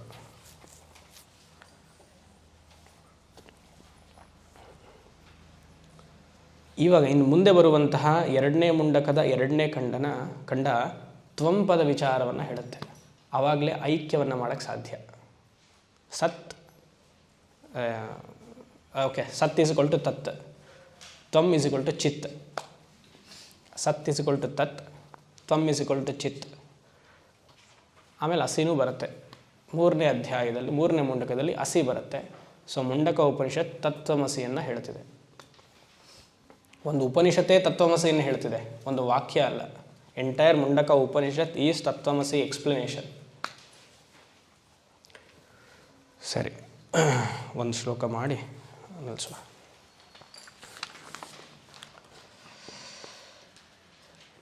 ಆವಿಸನ್ನಿಹಿತಂ ಗುಹಾಚರಂ ನಾಮ ಮಹತ್ಪದಂ ಅತ್ರೈತತ್ ಸಮರ್ಪಿತಂ ಏಜತ್ ಪ್ರಾಣಃ ನಿಮಿಷಶ್ಚ ಯದೇತಜ್ಜಾನಥ ಸದಸದ್ವರೆಣ್ಯಂ ಪರಂ ವಿಜ್ಞಾನಂ ಯದ್ವರಿಷ್ಠಂ ಪ್ರಜಾನಾಂ ಆವಿಸ್ಸನ್ನಿಹಿತಂ ಗುಹಾಚರಂ ನಾಮ ಮಹತ್ಪದಂ ಅತ್ರೈತತ್ ಸಮರ್ಪಿತಂ ಏಜತ್ ಪ್ರಾಣಃ ನಿಮಿಷಶ್ಚ ಯದೇತತ್ ಜಾನಥ ಸದಸದ್ವರೆಣ್ಯಂ ಪರಂ ವಿಜ್ಞಾನಂ ಯದ್ವರಿಷ್ಠಂ ಪ್ರಜಾನಾಂ. ಸರಿ, ಈಗ ಕಾನ್ಷಿಯಸ್ನೆಸ್ ಪ್ರಿನ್ಸಿಪಲ್, ಅರಿವು, ಸಾಕ್ಷಿ, ಸತ್ ಅನ್ನೋದಕ್ಕೆ ಜ್ಯೋತಿಸ್ವರೂಪ ಅಂತ ಕರಿತೀವಿ. ಇಂಗ್ಲೀಷಲ್ಲಿ ಹೇಳಬೇಕಂದ್ರೆ ಲೈಟ್ ಪ್ರಿನ್ಸಿಪಲ್. ಆ ಲೈಟ್ ಪ್ರಿನ್ಸಿಪಲ್ನೇ ಇಲ್ಲಿ ಆವಿಹಿ ಅಂತ ಕರೆದಿದ್ದಾರೆ. ಆವಿಹಿ ಹುಷಾರಾಗಿ ಹಾಕ್ಕೊಳ್ಬೇಕು. ಸ್ಟವ್ ಮೇಲೆ ಆವಿ ಬರ್ತಾಯಿದೆ ನೋಡು, ಆರ್ಸು ಅನ್ನೋದಲ್ಲ. ಅರ್ಥ ಆಯ್ತಲ್ಲ? ಆವಿ ಅಂದರೆ ಸ್ಟೀಮು. ಇಲ್ಲಿ ಆವಿ ತೊಗೊಳ್ಬಾರ್ದು. ಪಾಪ ಕಾನ್ಷಿಯಸ್ನೆಸ್ಗೆ ಆವಿ. ತಮಿಳಲ್ಲಿ ಆವಿ ಅಂದರೆ ಗೋಸ್ಟ್. ಬ್ರಹ್ಮನ್ ಗೋಸ್ಟ್ ಅಂತೆಲ್ಲ ಬರ್ಕೊಳ್ಬೇಡಿ. ಆವಿಹಿ ಅಂದರೆ ಇಲ್ಲಿ ಜ್ಯೋತಿಸ್ವರೂಪ. ಜ್ಯೋತಿಸ್ವರೂಪ. ಶಂಕರರು ಹೇಳ್ತಾರೆ ಪ್ರಕಾಶಸ್ವರೂಪ ಅಂತ. ಆವಿಹಿ ಈಸ್ ಈಕ್ವಲ್ ಟು ಪ್ರಕಾಶಸ್ವರೂಪ. ಇದನ್ನು ನಾವು ಮರ್ತು ಬಿಡ್ತೀವಿ. ಆತ್ಮ ಪ್ರಕಾಶಸ್ವರೂಪ. ಇಲ್ಲ ಬೇಡ, ಈ ಹಾಲಲ್ಲಿ ಏನಿದೆ? ಸ್ಪೇಸ್ ಇದೆ. Correct, very good. ಆಮೇಲೆ ಹಲವಾರು ನಾಮರೂಪ ಆಗಿರುವಂಥ, ಸ್ವಲ್ಪ ಇವಾಗ ವೇದಾಂತ ಕಲ್ತಿರೋದ್ರಿಂದ ಎಲ್ಲ ನಾಮರೂಪವಾಗಿರುವಂಥ ವಿಕಾರಗಳು, ಮನುಷ್ಯರು ಎಲ್ಲ ಬಂದಿದ್ದೀವಲ್ಲ, ಎಲ್ಲ ಇದೆ. ಆಮೇಲೆ ಏನಿದೆ? ದೀಪ ಹಚ್ಚಿದ್ದೀವಿ, ಶಂಕರರಿದ್ದಾರೆ, ಎಲ್ಲರೂ ಇದ್ದಾರೆ. ಆಮೇಲೆ ಯಾರು ಹೇಳಿದ್ರಿ ಲೈಟ್ ಅಂತ? ಹಾಂ, ವೇದಾಂತ. ಹಾಂ, ಲೈಟ್ ಇದೆ. ಈ ಲೈಟ್ ಇಲ್ಲ ಅಂದರೆ ಯಾರು ನಾವೇನು ಟ್ರಾನ್ಸಾಕ್ಟೇ ಮಾಡೋಕ್ಕಾಗಲ್ಲ, ಪಾಠ ನಡೆಯೋದೇ ಇಲ್ಲ. ಇದನ್ನು ಮರ್ತು ಬಿಡ್ತೀವಿ ನಾವು. ಯೋಚನೆ ಮಾಡಿ, ಈ ಲೈಟನ್ನು ಪೂರ್ತಿ ಮರ್ತಿದ್ದೀವಿ, ಇಲ್ಲಿವರೆಗೂ ಹೇಳೋವರೆಗೂ ಮರ್ತಿದ್ವಿ. ನಾನು ಅನ್ನುವ ಅಹಂಭಾವ, ದೇಹ ಭಾವ ಮಾತ್ರ ಇತ್ತು ಇಲ್ಲಿವರೆಗೂ. ಪಾಠ ಕೇಳೋವರೆಗೂ ಆ ಅಹಂಭಾವ ಇತ್ತು, ನಾನು ಪಾಠ ಮಾಡ್ತಿದ್ದೀನಿ ಅಂತ ಭಾವ ಇತ್ತು. ಈ ಲೈಟನ್ನೇ ಮರೆತುಬಿಟ್ವಿ. ಈ ಲೈಟ್ ಇಲ್ಲ ಅಂದರೆ ಯಾವ ಕ್ರಿಯೆಯೂ ಪಾಠವೂ ನಡೀತಾನೆ ಇರಲಿಲ್ಲ, ಸಮಾಜದಲ್ಲಿ ಹೊರಗಡೆನೂ ಅಷ್ಟೆ. ನಮ್ಮಲ್ಲಿ ಸೂರ್ಯನಿಗೆ ಜ್ಯೋತಿಷ್ ಸ್ವರೂಪ ಅಂತ ಹೇಳ್ತೀವಿ, ಚಂದ್ರನಿಗೂ ಅದೇ, ಅಗ್ನಿಗೂ ಅದೇ, ಲೌಕಿಕವಾಗಿರುವಂಥ ಎಲ್ಲ ಎಲೆಕ್ಟ್ರಿಕ್ ಟ್ಯೂಬು ಬಲ್ಬ್ಗೂ ಅದೇ ಜ್ಯೋತಿಷ್ ಸ್ವರೂಪ. ಎಲ್ಲರಿಗೂ ಅದೇ ಹೆಸರು. ಇದಕ್ಕಿಂತ ಮುಂಚೆ ಈ ಲೈಟನ್ನು ನೋಡಬೇಕು ಅಂದರೆ ಶಾಸ್ತ್ರ ಹೇಳುತ್ತೆ, ಇಂದ್ರಿಯಗಳು ಒಂದು ಬೆಳಕು ಅಂತ. Each organ has given A title of A light. ಇಂದ್ರಿಯ ಕಣ್ಣು ನೋಡ್ತಿದೆ ಅಂದರೆ ಅದೊಂದು ಪ್ರಕಾಶ ಸ್ವರೂಪ ಅಂತೆ. ಸಪೋಸ್ ನಾವೆಲ್ಲ ಇಲ್ಲಿ ಕೂತಿದ್ದೀವಿ, ನೀವು ಕಣ್ಣು ಮುಚ್ಚಿದ್ರೆ ಯೋಚನೆ ಮಾಡಿ, ಎಲ್ಲ ಕತ್ತಲಾಗೋಯ್ತು. ಹೊರಗಡೆ ಬೆಳಗ್ಗೆ ಅಂದ್ಕೊಳ್ಳಿ, ಹೊರಗಡೆ ಸೂರ್ಯನಿದ್ದರು, ಅಥವಾ ಇವತ್ತು ಪೂರ್ಣಿಮೆ ಅಂದ್ಕೊಂಡ್ರು, ಹುಣ್ಣಿಮೆ ಚಂದ್ರನಿದ್ರೂ ಹೊರಗಡೆ ಬೆಳಕು ಕೊಡ್ತಾ ಇದ್ರು, ನಾನು ಕಣ್ಣು ಮುಚ್ಚಿದ್ರೆ ಏನಾಯಿತು? ಕತ್ತಲಾಗೋಯ್ತು. ಸೊ ಇಂದ್ರಿಯಗಳು ಬೆಳಕು ಕೊಡುವಂತಹ ಶಕ್ತಿ ಸಾಮರ್ಥ್ಯ ಇಂದ್ರಿಯಕ್ಕೂ ಇದೆ. ಈ ಇಂದ್ರಿಯಕ್ಕಿಂತ ಗ್ರೇಟರ್ ಲೈಟ್ ಯಾವುದು? ಮನಸ್ಸು. ಇಂದ್ರಿಯ ಹಿಂದೆ ಮನಸ್ಸಿರಬೇಕು. ಮನಸ್ಸು ಇನ್ನೊಂದು ಅತ್ಯುತ್ತಮವಾದ ಅದೊಂದು ಲೈಟ್ ಪ್ರಿನ್ಸಿಪಲ್. ಅದು ಮನಸ್ಸಿದ್ರೇ ನೋಡಬಹುದು, ಕಣ್ಣು ತೆಗೆದಿಟ್ಕೊಂಡು ನೋಡ್ಬೋದು. ಬರೀ ಕಣ್ಣಲ್ಲ, ಕಿವಿ. ನಾನು ಹೇಳ್ತಾ ಇರೋದು ನೀವು ಕೇಳಿಸ್ಕೊಳ್ತಿದ್ದೀರಾ ಅಂತ ಒಂದು ಒಳ್ಳೆಯ ಭಾವನೆ ನನಗಿದೆ.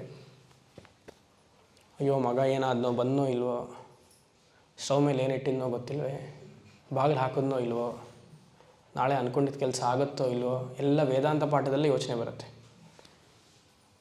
ಮನೇಲಿದ್ದಾಗ ಕ್ಲಾಸ್ಗೆ ಹೋಗಬೇಕು ಅಂತ ಬರುತ್ತೆ, ಇಲ್ಲಿದ್ದಾಗ ಮನೆಗೆ ಹೋಗಬೇಕು ಅಂತ ಬರುತ್ತೆ. ನಮ್ಮದು ಆ ಸಾಹಸ ನೋಡಿ, ಯಾವಾಗ ಮುಗಿಯತ್ತೋ ಇದು, ನಾಳೆ ಒಂದು ದಿವಸ ಹೇಳಿದ್ದಾರೆ ಮುಗಿಸ್ಲಿಲ್ಲ, ಇವ್ರದ್ದು ಇಷ್ಟೇ, ಏನೋ ಡೇಟ್ ಕೊಡ್ತಾರೆ, ಯಾವಾಗಲೂ ಹೀಗೆ ಮಾಡ್ತಾರೆ. ಅಲ್ಲಿ ನೀವು ಹೇಳಲ್ಲ ಪಾಪ, ಹೊಸೊಬ್ಬರು ಸುಮಾರು ಜನ ಹೇಳಿದ್ದಾರೆ. ಹೇಳ್ತೀರಾ ಸ್ವಾಮೀಜಿ, ಕರೆಕ್ಟಾಗಿ ಮುಗಿಸೋದೇ ಇಲ್ವೇ ನೀವು? ಯಾಕೆ ಒಂದು ಚೆನ್ನಾಗಿ ಎಷ್ಟೆಲ್ಲ ಚೆನ್ನಾಗಿ ಪ್ಲ್ಯಾನ್ ಮಾಡ್ತೀರಾ, ಒಂದು ಕ್ಲಾಸ್ ಪ್ಲ್ಯಾನ್ ಮಾಡೋಕ್ಕೆ ಬರಲ್ವ ನಿಮಗೆ? 65 ಮಂತ್ರ ಇದೆ. 65 ಮಂತ್ರ ಎಲ್ಲ ಸ್ಟಾರ್ಟಿಂಗ್ ಏನು ಪ್ಲ್ಯಾನ್ ಮಾಡ್ಕೊಂಡಿದೆ ಗೊತ್ತಾ? 65 ಮಂತ್ರ ಇದೆ, 11 ದಿವಸ ಇದೆ, ದಿನಕ್ಕೆ 6 ಮಂತ್ರ, 15 ನಿಮಿಷ ಅಂತ ಪ್ಲ್ಯಾನ್ ಮಾಡ್ಕೊಂಬಂದಿದ್ದೆ. ಕರೆಕ್ಟಾಗಿ 10 ದಿವಸಕ್ಕೆ 60, ನಾಳೆಗೆ 6. ಇವತ್ತು 60 ಮುಗಿಸ್ಬೇಕಾಗಿತ್ತು, ನಾಳೆಗೆ 5. ಇಲ್ಲಿ ಕೂತ್ಕೊಂಡ್ಮೇಲೆ ಉಲ್ಟ. ಎಷ್ಟೋ ಏನೋ ಪ್ರಿಪೇರ್ ಮಾಡ್ಕೊಂಡು ಬಂದಿರ್ತೀನಿ, ಇಲ್ಲಿ ಕೂತ ಮೇಲೆ ಬರೋದೇ ಬೇರೆ. ಅದೇ ಎಲ್ಲಿದ್ದೆ? ಹಾಂ, ಮನಸ್ಸು. ಇಂದ್ರಿಯದ ಹಿಂದೆ ಒಂದು ಮನಸ್ಸು. ಆ ಮನಸ್ಸು ಇಲ್ಲ ಅಂದರೆ ಇಲ್ಲಿ ಕೂತಿದ್ರೂ ಕೇಳಿಸ್ಕೊಳ್ಳಲ್ಲ ನೀವು. ಅದಕ್ಕೆ ದಯಾನಂದ ಸರಸ್ವತಿ ಏನು ಹೇಳ್ತಾರೆ ಎಷ್ಟು ಚೆನ್ನಾಗಿ, you are here but not here, you will hear but not hear. ಇಲ್ಲಿದ್ದೀರಾ ಬಟ್ ಕೇಳಿಸ್ಕೊಳ್ತಾ ಇಲ್ಲ ಅಷ್ಟೆ. ಶರೀರವಾಗಿ ಇಲ್ಲಿದೆ, ಕಣ್ಣು ಕಿವಿ ಎಲ್ಲ ಇಲ್ಲಿ ಕೇಳಿಸ್ತಾ ಇದೆ, ನೋಡ್ತಿದ್ದೀರಾ, ಬಟ್ ಮನಸ್ಸು ಎಲ್ಲೋ ಹೋಗ್ತಿರತ್ತೆ. ಎಷ್ಟೋ ಜನಕ್ಕೆ ಇದು ಬ್ಲ್ಯಾಂಕ್ ಆಗೋಗುತ್ತೆ ಗೊತ್ತಾ? ನೋಡ್ತಾನೆ ಇರ್ತಾರೆ ಒಬ್ಬರು ನಿಮ್ಮನ್ನ, ಏನು ಹೇಳಿದೆ ಹೇಳು, ಸಡನ್ನಾಗಿ ಗೊತ್ತಾಗಲಿಲ್ಲ, ಬ್ಲ್ಯಾಂಕ್ ಆಗೋಗ್ತಾರೆ. ಆದ್ರೇನು, ಇಂದ್ರಿಯ ಇದೆ, ಸೂರ್ಯ ಇದ್ದಾನೆ, ಬಟ್ ಮನಸ್ಸಿಲ್ಲ. ಪ್ರಪಂಚ ಔಟ್ ಅಂಥವ್ರಿಗೆ. ಈ ಮನಸ್ಸಿಗೂ ಕೆಲಸ ಮಾಡಬೇಕು ಅಂದರೆ ಮನಸ್ಸಿನಿಂದ ಒಂದು ಆತ್ಮವಸ್ತು, ಆತ್ಮತತ್ವ ಇಲ್ಲ ಅಂದರೆ ಎಲ್ಲವೂ ಕಾಣಿಸೋದಿಲ್ಲ, ಕತ್ಲು. ಅದನ್ನೇ ಇಲ್ಲಿಗೆ ಆವಿಹಿ ಅಂತ ಹೆಸರು. Independently it is existing as ಜ್ಯೋತಿಷ್ ಸ್ವರೂಪ. ಜ್ಯೋತಿಷ್ ಸ್ವರೂಪ. ಈ ಜ್ಯೋತಿಷ್ ಸ್ವರೂಪ ಆಗಿರುವಂಥ ಆತ್ಮ ಪ್ರತಿಯೊಂದು ವೃತ್ತಿಯನ್ನು ಬೆಳಗ್ತಾ ಇದ್ದಾನೆ. ಮನಸ್ಸು ಅಂದರೆ ವೃತ್ತಿ ತಾನೆ, ಥಾಟ್. ಪ್ರತಿಯೊಂದು ವೃತ್ತಿಯನ್ನು ಬೆಳಗ್ತಾ ಇದ್ದಾನೆ. ಮನಸ್ಸಿನಲ್ಲಿ ವೃತ್ತಿ ಬರ್ತಾ ಇದೆ ಅಂದ್ರೆ ಗೊತ್ತಾಗುತ್ತೆ. ಆತ್ಮವಸ್ತು ಇಲ್ಲ ಅಂದರೆ ವೃತ್ತಿ ಬರೋಕ್ಕೆ ಸಾಧ್ಯ ಇಲ್ಲ. ಆತ್ಮವಸ್ತು ಅಂದರೆ ಯಾರು? ನೀವಿರೋದ್ರಿಂದ ಅದಕ್ಕೆ ವೃತ್ತಿಗೆ ಸಹಾಯ ಮಾಡಲಿಲ್ಲ ಅಂದರೆ ವೃತ್ತಿ ಬರೋದಿಲ್ಲ. ಮನಸ್ಸಿನಲ್ಲಿ ಕಾಮ ವೃತ್ತಿ ಬರ್ತಾ ಇದೆ, ರಾಗ ವೃತ್ತಿ ಬರ್ತಾ ಇದೆ, ದ್ವೇಷ ಬರ್ತಾ ಇದೆ, ಮಾತ್ಸರ್ಯ, ಅರಿಷಡ್ ವರ್ಗಗಳೆಲ್ಲ ವೃತ್ತಿಗಳು ಬರ್ತಿದೆ ಅಂದರೆ ನೀವು ಸಪೋರ್ಟ್ ಮಾಡಿಲ್ಲ ಅಂದ್ರೆ ಅದು ಯಾವುದೂ ಬರಲ್ಲ. ನಾವು ಹೇಳ್ತೀವಿ ಐ ಆಮ್ ವೆರಿ ನನಗೆ ಕೋಪ ತುಂಬ ಸ್ವಾಮೀಜಿ, ಕಂಟ್ರೋಲೇ ಮಾಡೋಕ್ಕಾಗಲ್ಲ, ಏನಿರತ್ತೋ ತೆಗೆದು ಹೊಡೆದ್ಬಿಡ್ತೀನಿ ಅಂತಾರೆ. ಆಯಿತಾ? ನೀವು ಬಿಟ್ಕೊಂಡಿದ್ದೀರಿ ಹಾಗೆ, ನಾನು ಬಿಟ್ಕೊಂಡಿದ್ದೀನಿ. ನನ್ನ ಅಸ್ತಿತ್ವ ಇಲ್ಲದೆ, ನಾನು ಪರ್ಮಿಷನ್ ಕೊಡದೆ ಯಾವ ಅಹಂಕಾರ ಬೇಸ್ಡ್ ವೃತ್ತಿಯೂ ಬರೋಕ್ಕೆ ಸಾಧ್ಯವೇ ಇಲ್ಲ. ಅದನ್ನು ಫ್ರೀಯಾಗಿ ಬಿಟ್ಕೊಂಡ್ಬಿಟ್ಟಿದ್ದೀನಿ. ಆಮೇಲೆ ಅದನ್ನು ನಾನು ಪರ್ಸ್ನಾಲಿಟಿಯಾಗಿ ಮಾಡ್ಕೊಂಬಿಟ್ಟಿದ್ದೀನಿ. ಓ ಇವರು ಕೋಪಿಷ್ಟ್ರಪ್ಪ, ಅವ್ರು ಎಷ್ಟು ಇಟ್ಕೊಂಡಿದ್ದಾರೆ ಗೊತ್ತಾ, ಕೊಡೋದೇ ಇಲ್ಲ ರೀ, ಮನೆಯೆಲ್ಲ ಮಾಡಿಟ್ಟಿದ್ದಾರೆ, ಕೊಡೋಕ್ಕೇನೋ ಹಿಂಜರಿತಾರೆ, ಮಾತ್ಸರ್ಯ. ನಾವು ಹಾಗೆ ಮಾಡ್ಕೊಂಬಿಟ್ಟಿದ್ದೀವಿ, ಏನೋ ಶೇಖರಣೆ ಮಾಡಬೇಕು ಅಂತ. ಅದು ಗೊತ್ತಾಗ್ತಿದೆ, ಯಾರೊಬ್ಬರು ಹೇಳ್ತಿದ್ದಾರೆ ನಾವು ಕೊಡಬೇಕು, ಏನಿಲ್ಲ ಎಲ್ಲವೂ ಏನು ನೆನೆ ನೋಡಿದ್ವಲ್ಲ, ಆದಿತ್ಯಸ್ಯ ಗತಾಗತೈರ್ ಅರ್ಹ, ಎಲ್ಲ ರಾಶಶ್ಚನೋತ್ಪದ್ಯತೆ, ಎಲ್ಲ ಕಾಲೋಗಚ್ಚತಿ, ಕಿತ್ಕೊಂಡ್ಬಿಡ್ತಾನೆ ಭಗವಂತ ಯಮಧರ್ಮರಾಜ. ಕೊಡಲಿಲ್ಲ ಅಂದರೆ ಮುಗೀತು. ಗುರುದೇವ್ ಚಿನ್ಮಯ ತುಂಬ ಚೆನ್ನಾಗಿ ಹೇಳ್ತಾರೆ, ಲಕ್ಷ್ಮಿ ನಿಮ್ಮ ಹತ್ರ ಇರಬೇಕಾ ಕೊಟ್ಬಿಡಿ. ಲಕ್ಷ್ಮಿ ಯಾವಾಗಲೂ ಚಾಂಚಲ್ಯ, ಅವಳು ಯಾವಾಗಲೂ ಎಲ್ಲರ ಮನೇಲೂ ಇರಬೇಕು. ನಿಮ್ಮ ಮನೇಲಿ ಯಾವತ್ತು ಇರಬೇಕು ಅಂದ್ಕೊಳ್ತೀರೋ ಲಕ್ಷ್ಮಿನೂ ಇರಲ್ಲ, ಲಕ್ಷ್ಮಿ ಇಲ್ದಿರೋ ಜಾಗದಲ್ಲಿ ನಾರಾಯಣನೂ ಇರಲ್ಲ ಅಂತಾರೆ. Very important.